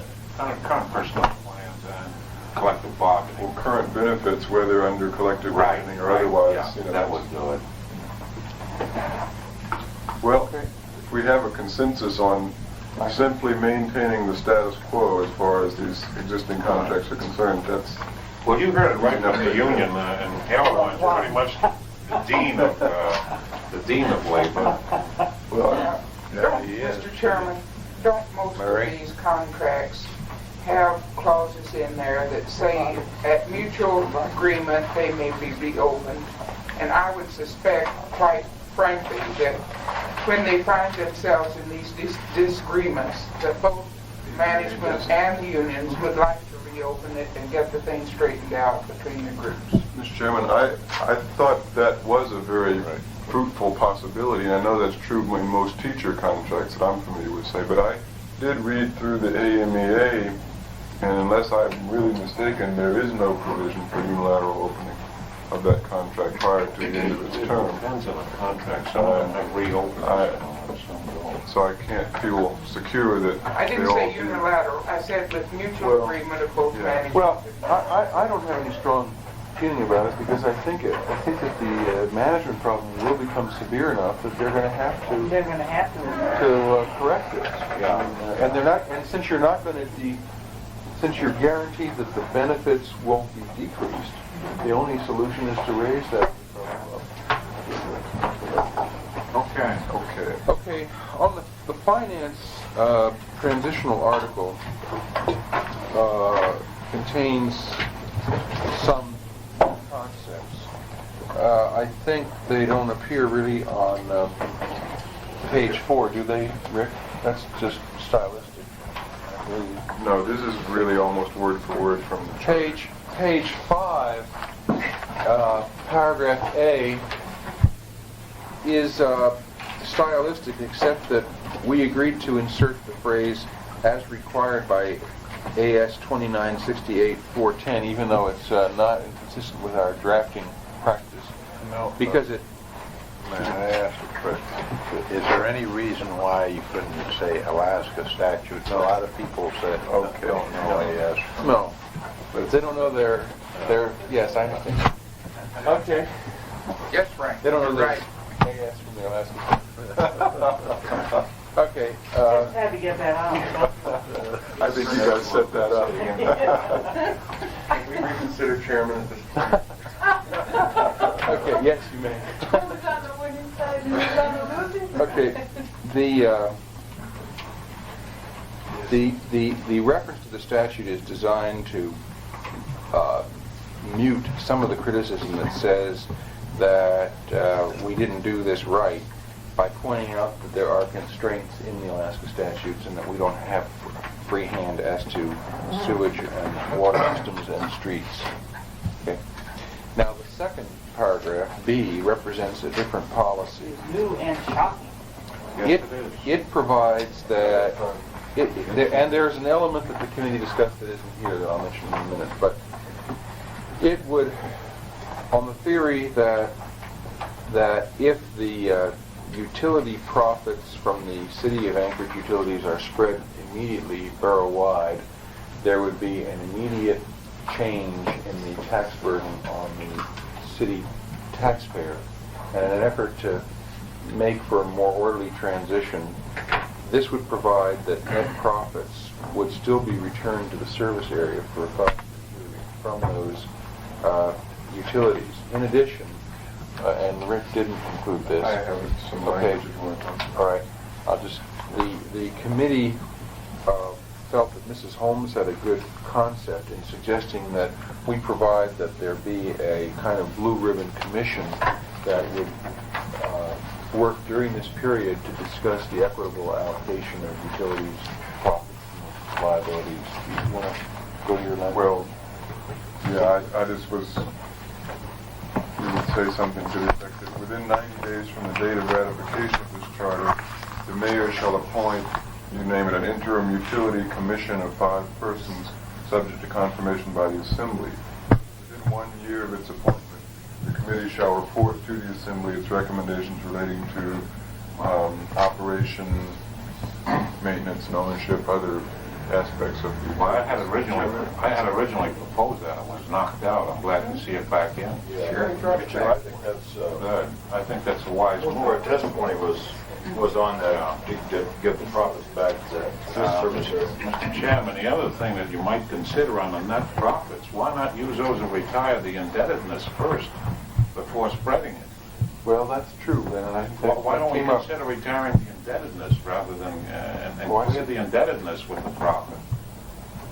Well, The indebtedness, as I understand it, is going to run along. It's on a program basis now, and the indebtedness of the utilities and the assets of the utilities would be spread area-wide. The profits of the utility would remain the profits of the service area, formerly known as the City of Anchorage, for this period of 5 years, or whatever the Blue Ribbon Committee came up with thereafter, on the basis that there's a whale of a tax impact against the city if you cut it off right now. That's one. Two, the city, and I make a differentiation again between ratepayer and taxpayer. The taxpayer of a city, who is not the ratepayer of a utility, is the owner, and he's going to be paid something far less than the total value of the plant and equipment, but probably more than he has actually invested in his own cash over a period of 5 years. And his use of that money is up to him, and it's not to be paying off debts Well, Mr. formerly Chairman, incurred. we spread on this the assets and the liabilities. We're talking basically a revenue bond. Now, prior to there being any, we did call, I thought, for the APUC. All right. Before there's any profit, we're retiring, it would seem to me, whatever those revenue or GO bonds. So, does that answer your question? Pardon me. Well, that was this is standard. if that's what you're going to. Yeah, I mean, that's taken care of. We before there's had anything left. we had a discussion in the committee as to are you spreading the liabilities but keeping the profits in the service area? And I think the answer was that in the calculation of profits, you have to discharge the care liability. You take care of the indebtedness Right. first. So we're not going to give them That was a discussion burden. about the cup with the, All right, but then the other thing is, do we want to tie it to 5 years? I mean, this blue ribbon panel may think otherwise. I mean, do we want to restrict it to 5, tie it down that heavily? Yeah, this wording bothers me a little in that it's nothing more You paralyze the blue ribbon panel if you put a 5-year. In other words, they may have a different formula. Yeah, but they may think of something else. I would suggest at least, For as long as. Well, the 5-year thing, it's then moved beyond then as to what happens unless we have additional wording. And I'm not sure that 5 years per se is fair or unfair at this point. I would frankly Presuppose. opt for, say, a 3-year period, and then if that blue ribbon panel comes back in a year, they may say continue. if I may, Arliss, I don't think I could buy that because I think $15 million over a 5-year period, and that's about what the profits or the Assets over liability. the profits to the community have been. At $15 million to the community, and giving effect to the fact that the community will have will still have an ownership after that period because they're part of the new community.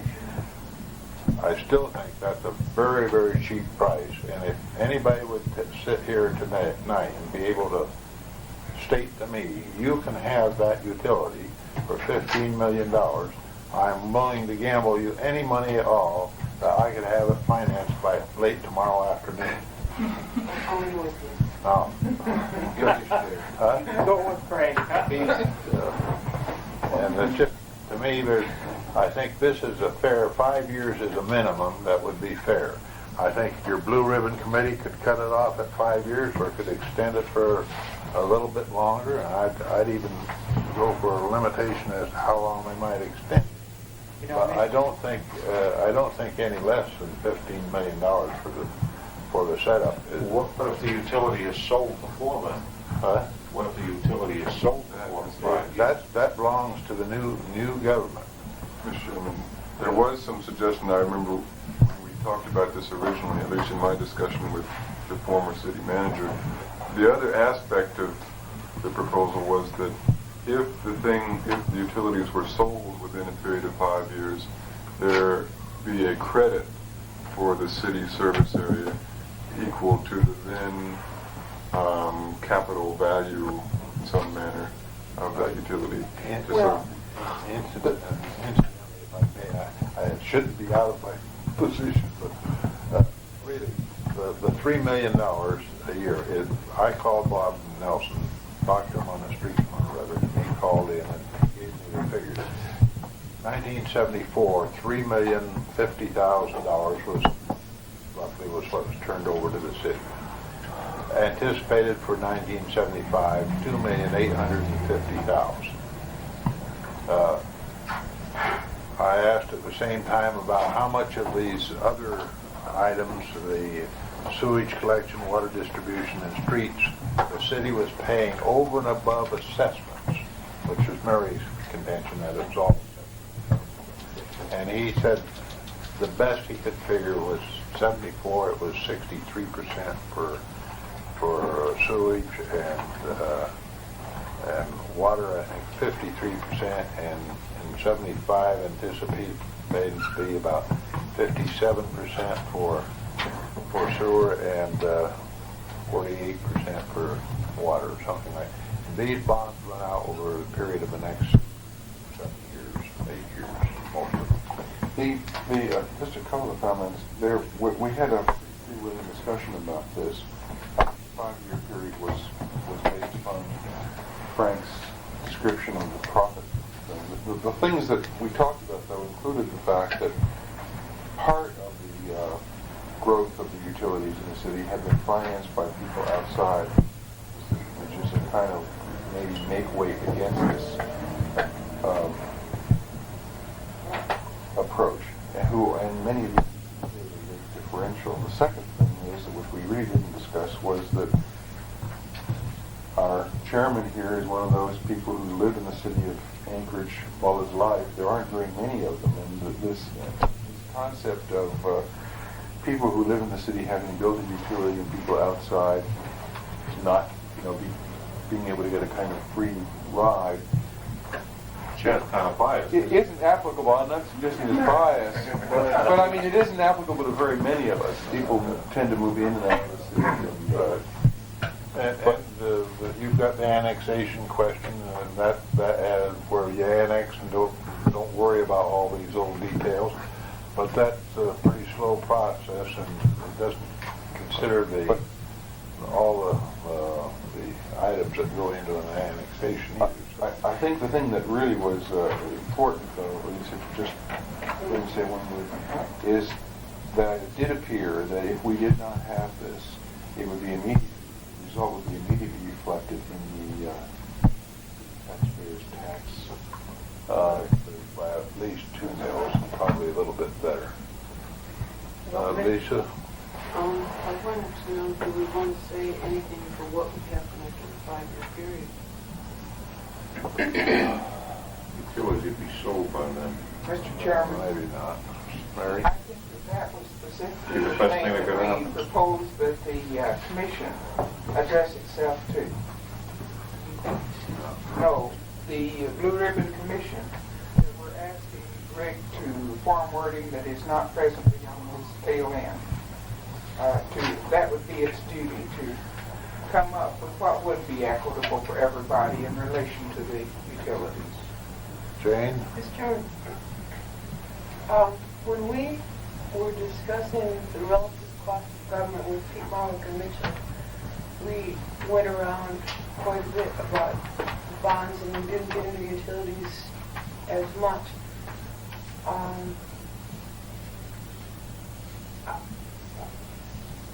do I say this? In the cost, in the figures that you've quoted to us, I'm curious about what happens to the users' rates of the residents who live outside the city. The contention outside the city is that at the present time, those people are paying for the provision of a service and accruing to that, and what will become the service area of Anchorage. And you're maintaining that we're doing this in order to offset an increase in tax rate for that community. And if I have to explain that to somebody outside the borough, I've got to understand it better. All right. I'd say, I don't know that I can put it. And my question is, if you knew the answer to that, how come the consultants didn't tell us that?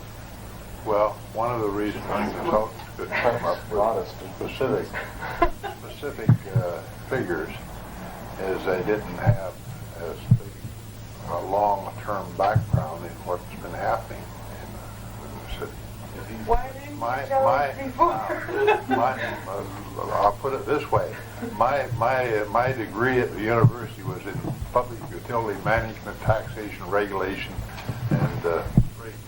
So that was a long time ago, but I've had a long look at this utility situation. And I can say this, that the present city, if you go along without any change, you'll continue to be regulated as is now by APUC. If you make the change to a new government, and we're providing in here that they continue under applicable regulations of APUC, if there is a disparity that's not justified between one area of the city and another area of the new city, then the APUC is going to look at that and disallow that rate structure. They're going to say that rate structure is not equitable. That you can't get into all the details of it, of what they're going to allow in the rate structure itself. But you can say very clearly and plainly that the APUC is the body that is going to look to and govern the rates charged by the the new municipal utilities. And if those rates, we say that those rates must be adequate to provide a fair return on invested capital. And that's, I helped write that. and that's, I don't know, the wording sometimes isn't as clear. Okay, then what I hear you saying is you're suggesting that the APUC would adjust rates if the people presently residing outside the city of Anchorage were screaming loud enough. Yes, that's right. However, even after the adjustment of those rates, the profits would accrue to the service area of the city of Anchorage, the new government, in an effort to buy for the new city as a whole, of which the city of Anchorage is a portion, or the service area is a portion, to buy the at a fair price or a reasonable price those facilities that were owned by that service area before, and that service area could have sold. Right now, today, they can go out and sell the utilities, take the money, plow it right back into their service area debt, or whatever you want to call it. They can take the money, make a tax rebate to the people of the city of Anchorage, do whatever they wanted to do with it. Would the service area do this if the charter passed? Well, what we're providing here is that, and maybe we ought to add words to say that if it's sold, they'll get this prorated share, or what was planned. But what we're saying here is that they will continue to benefit from the profits for a period of five years. I'd say at least 5 years. And that the Blue Ribbon Commission would determine the transitional period. So in effect, the new government is buying the utilities from the city. They're buying it. And the city is a part of that new government. I understand. So it will re-own a portion of it in a different, We're spreading the ownership. spreading the ownership. Mr. Chairman, I think what Jane would be interested in is if you tell her what you think really the real selling price would probably be if you went out on the open market to sell it. I think you and I discussed this the other night. Well, Mary, you indicated that you thought it was worth $30 million, and I think it's worth quite a little bit more than that. I have not. Various and sundry reasons. I might ask Dave. Dave might have an idea. Dave, do you have any idea of value? I think probably. Valuation? I'd ask you that question. Yeah, well, basically, I think the utility, from an earnings standpoint, let's say you can say if it's earning $3 million and you can buy it for 10 times earnings, that's beautiful. But Puget Sound Power and Light, for instance, you could buy stock in it now at about, let's see, it's earning $2.16. So you can buy $4.16. You can buy it for about 7 times earnings now. Where you draw the line, that's you know, you can. This is both somebody. we're talking about. You can send somebody out and appraise it. Mr. Chairman, Yes. I wonder if I could make just a couple of comments to speak directly to Jane. I think one of the basic things... Before you make your comment, I just want to rephrase what my concern is. That the people who are presently residing outside the city will not understand why the profits are accruing to the service area of the city of Anchorage, should the new government come into being. Well, Mr. Chairman... This is the question. If Frank has to explain it to everybody, and he is not going to fly. I'll tell you what I'll do. Jane, I'll sit down and try to draft an explanation. Okay, simple. As simple as I can, and I'll I draft a understood what you complicated said, but one. you won't have a half hour to explain it to everybody who has the same question. Well, Mr. Chairman, I think there are two things, James, and I was going to speak to those. One is that the rates that are set, and that Completely determines... separate. Yes, this is an issue though. When you do speak to APUC, they set the rates for all of the zones. They have to take in the concern of the fairness. For instance, on the water utility, there's been great concern that these people are overpaying and, voluminous documents. They set the rate that's out of the hand. So really the rate of return that accrues to the city is out of the hands of the city. Okay.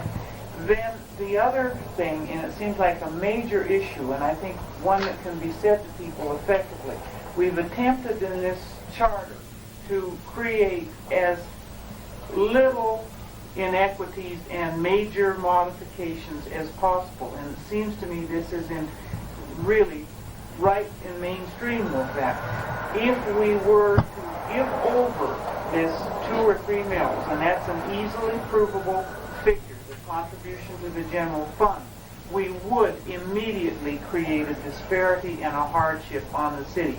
What we're doing is saying we will attempt to maintain the status quo, but we will provide the ability to set that up so that it can be worked out and changed in the future. And I think it's a perfectly saleable thing. Fair is fair. Mr. Chairman, I'd like to speak a little bit to that.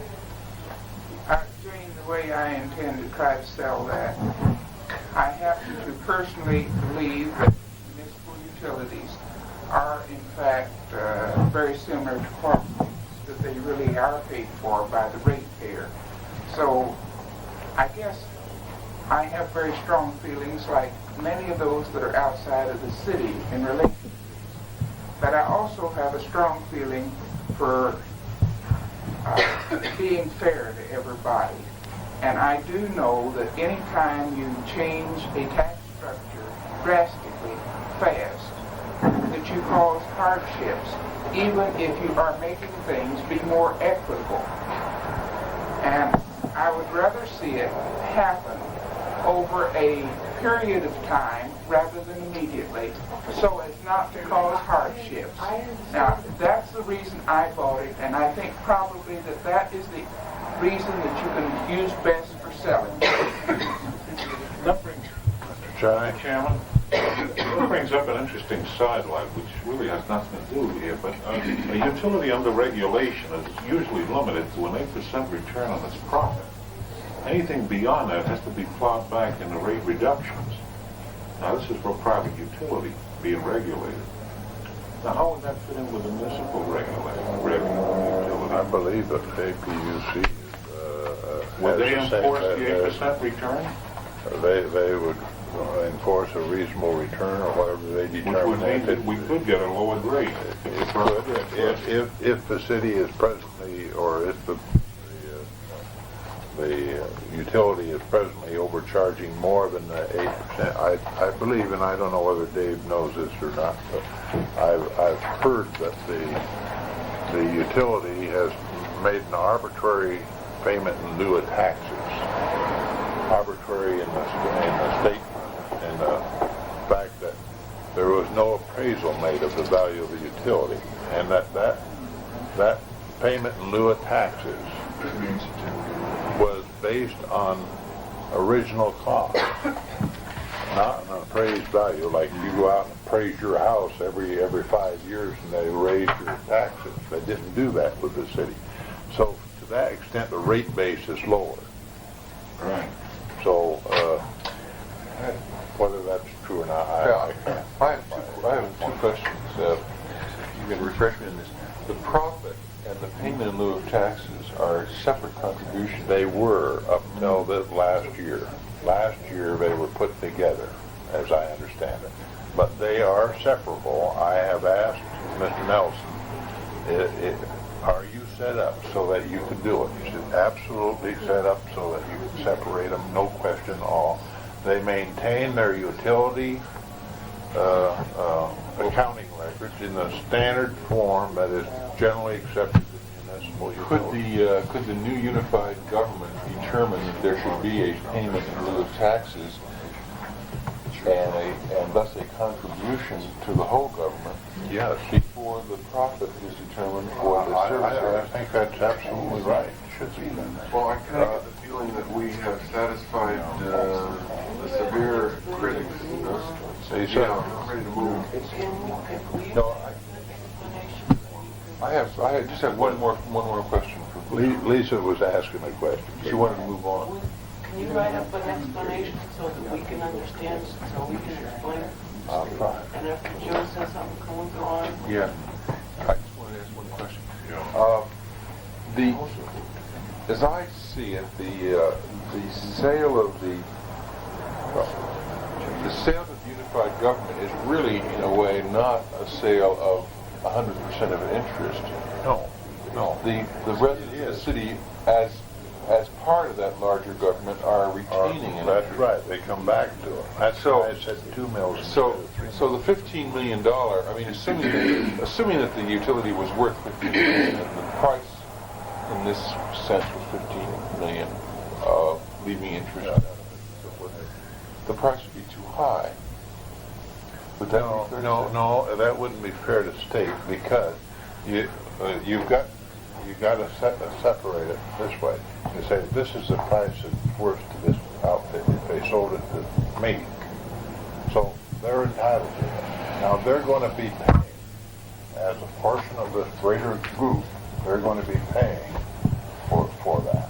So to the extent that they pay, they lowered the price. Well, my own understood it so good the first time around with the residents of the city. That's right. Well, that's right, Carlos. There was no problem. Mary was at the Charter Production Committee. Yeah. Mr. Chairman, have we determined whether utilities covers the Port of Anchorage? No, I don't think that determination was made by the commission, but I asked Bob Nelson if that was considered as a utility. He said, well, you could consider it that. Well, then I think we need to make that determination. I think that determination should be clear in that utilities include support of Anchorage. All right, there we have a different situation with the amount, they have more GO bonds, and I'm wondering on that situation whether that's going to take in special handling. They have some revenue, which I believe they're making, but I believe, Dave, you're still general fund for the port, and I think we need to determine whether that's included or not. Well, Lisa? Move. Well, why is it moved? Because there aren't any extra. Lisa's driving. Moving on, can I introduce my brother? Yes. Over here. We're going to take a vote on them? I'm going to meet him. Oh, the new What section? about the other? In the Cocoa is my brother Doug from Oregon, and that's my brother Patrick from New York State. And they got the Welcome. car, and you didn't. We're Well, glad there you're was my here. mom and my mother who you met before. This is Glad that you Glad to have both you could both come here. and you can listen. Lisa has a time getting the floor once in a while, but she persists. What else do we have? Then that raises the issue on the port, whether we wish to have that remain in the service area and be voted on, that the people at large will take that on as an area-wide responsibility. I think we really need to talk about that. I think it's considered as a utility. It is presently making operationally All right. money. Then It we is are. paying its own both general obligation and revenue. No, wait a minute. Mr. Chairman, then we are violating what we have said in other parts, that people would not be taking on services that they have not voted for, if we consider it a utility. Am I not correct? Utilities are not considered services areas. No, I don't. Utilities are not considered service areas. I do not believe. Josephson? As I don't consider the court under B, 1613B, because for one thing, that's not a regulated utility under the APUC, is it? Well, no, I don't think it is. No, but not under the APUC, and I don't think it's not making a profit. Then have we spoken to the court, then that's the next thing. Generally, by stating that the asset liability will be spread. But are we spreading it then? If it is not, is it a utility? For what purpose? For the purpose of... Well, for any, all right. It is a power that is not now exercised area-wide. Are we, by being silent, giving it to everybody and everybody pays toward the operation of it? That's what was section of Sable that says that you get all the assets and override. Yeah. It's really not. It's not a service. It's a facility.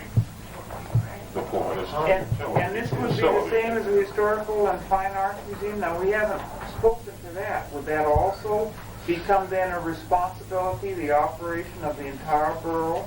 Yeah, sure. Including the That's assets? a mess. Okay, but I think we need to.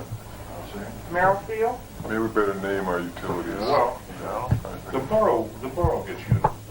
I'm not questioning that, but I think we need to understand that because I don't think You're that's... spreading them as an asset across the entire unified government. That says it. And I still like Well, what we're doing, I think. I've spoken to an A, but not spoken to an B.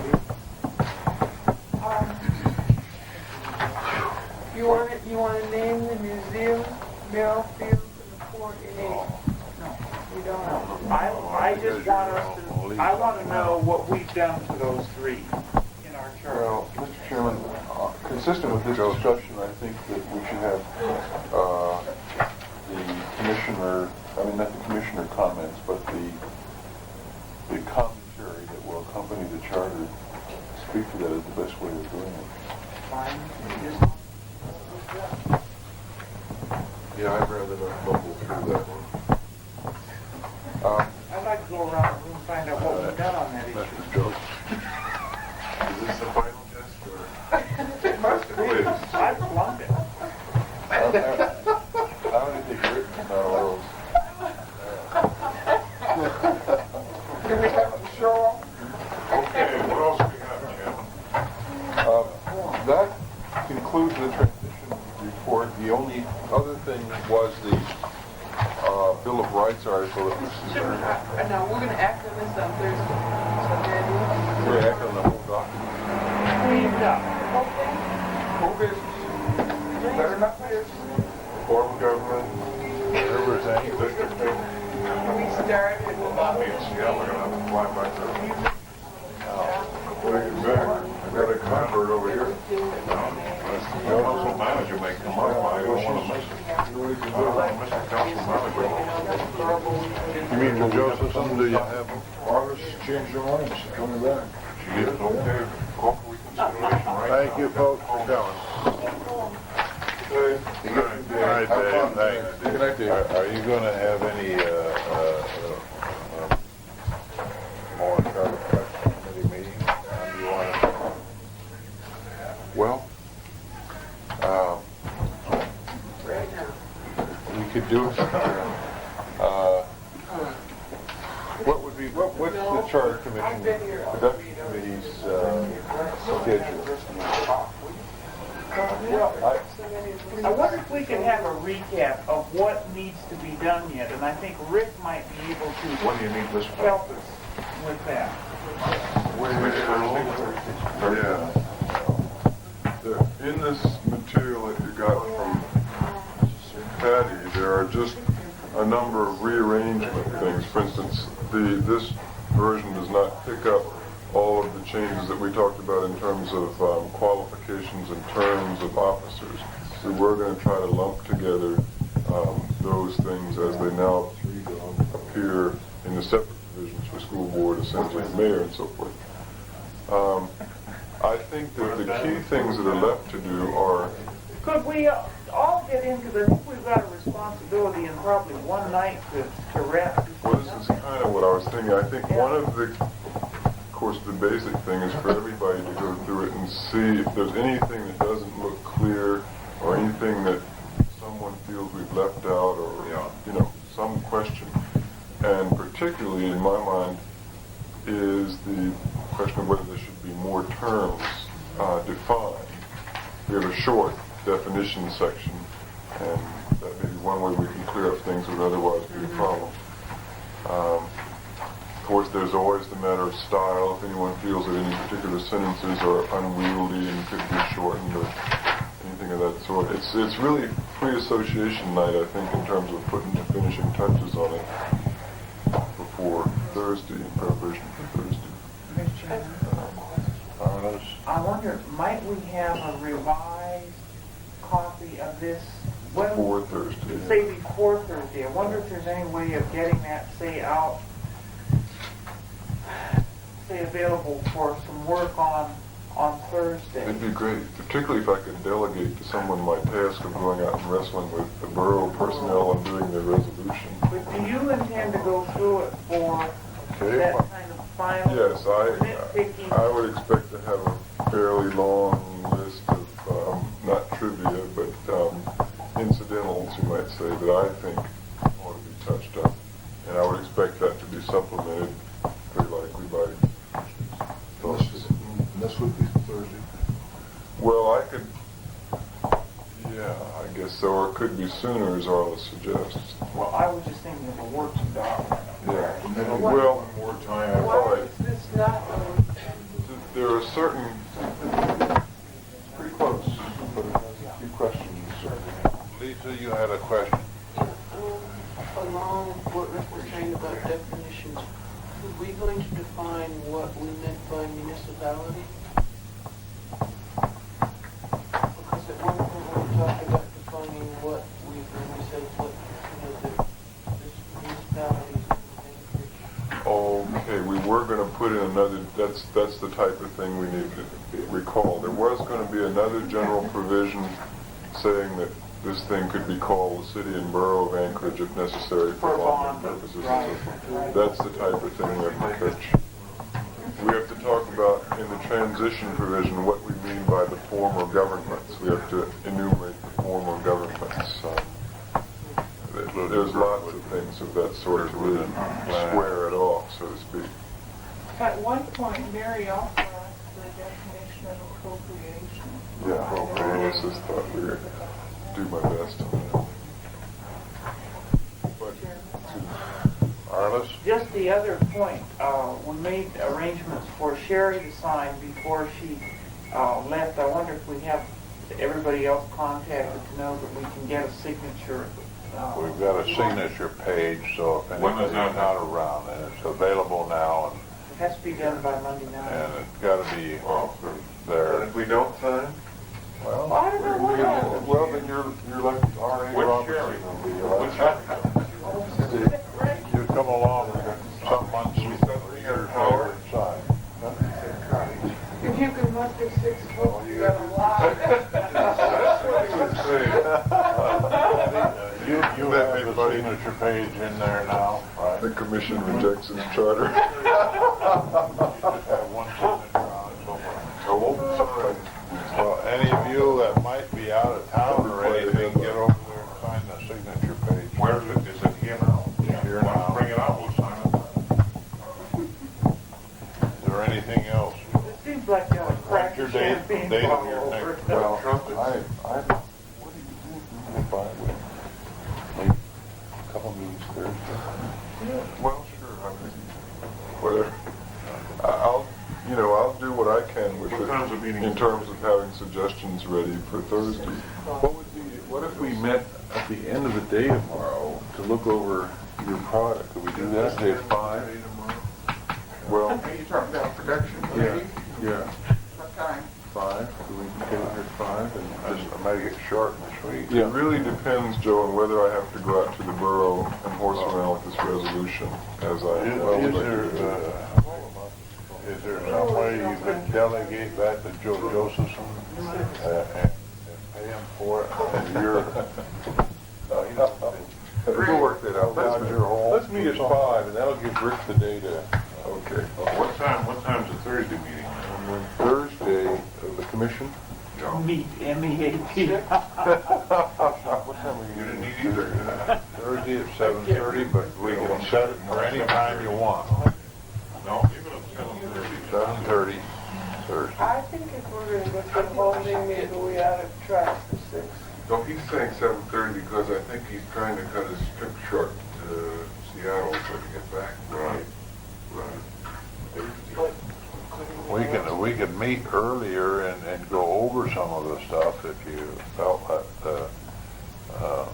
like charter production, whatever Joe will figure. We'll guarantee you to be here. You going to the ball game tomorrow? Thursday at 7:30 then, is that the consensus or what? Thursday at 7:30 with a charter production committee tomorrow at 5. Okay. Incidentally, I don't have enough here now, but the bank is giving away for July 23rd compliments of our new tutor branch, which was just set in place today. Ticket to Leisure Pilots Kenai Oilers game. And Do we have to put $500 in the bank? oh, I tell you, all we'd like to have you do is go visit the tutor branch in due course of time. Right now, you would visit a concrete hole in the ground. Well, have you been out there today? Yes. Was it sitting alongside? No. It may have been. It was this morning they brought it out there. It wasn't there. Incidentally, Pat needs these forms and ask that all the commissioners return them as soon as possible for his publicity work. Public information, anybody who wants to meet at noon tomorrow here? Are you saying you need to? I'm saying there's a public information committee meeting at noon tomorrow for everybody who wants to. PIO. We're going to make up a budget. That should be easy. Well, I have made 6 copies of these. I didn't put the names under them other than Sherry's. I've written out a copy on the top here so you know where to use those in alphabetical order, except with the chairman and the vice chairman. Because I didn't know how he should be signed, and I thought that the name should correspond with. Sign all 6 copies because we need to submit a copy to the City of Anchorage, the City of Birdwood, Glen Alps, the borough, and we thought it would be a good idea to have 2 original signed copies. You have special pens? Do you want it in black ink? It would be better if it were in black ink, I think. Yeah, reproduce it better. Who's got a black ink pen? Belt tips? Belt tip pen? Jim, who are we? The lecture Nelson. Or angry? Yeah, in fact, I'm sure it's all. Why don't we all sign it and not put it in We the talked about personnel. Yeah. Put that in, but I'm not sure. Commissioner comments? Okay, well, Hearing none? I've rested. The next commission meeting is, full commission meeting at 7:30 Thursday. Hearing no commissioner comments? And everybody just meets steady until then, right? We have to. John?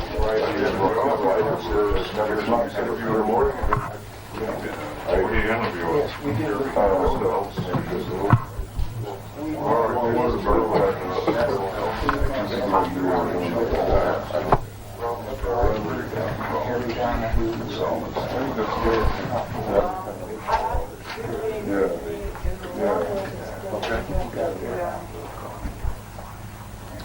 I'm not one of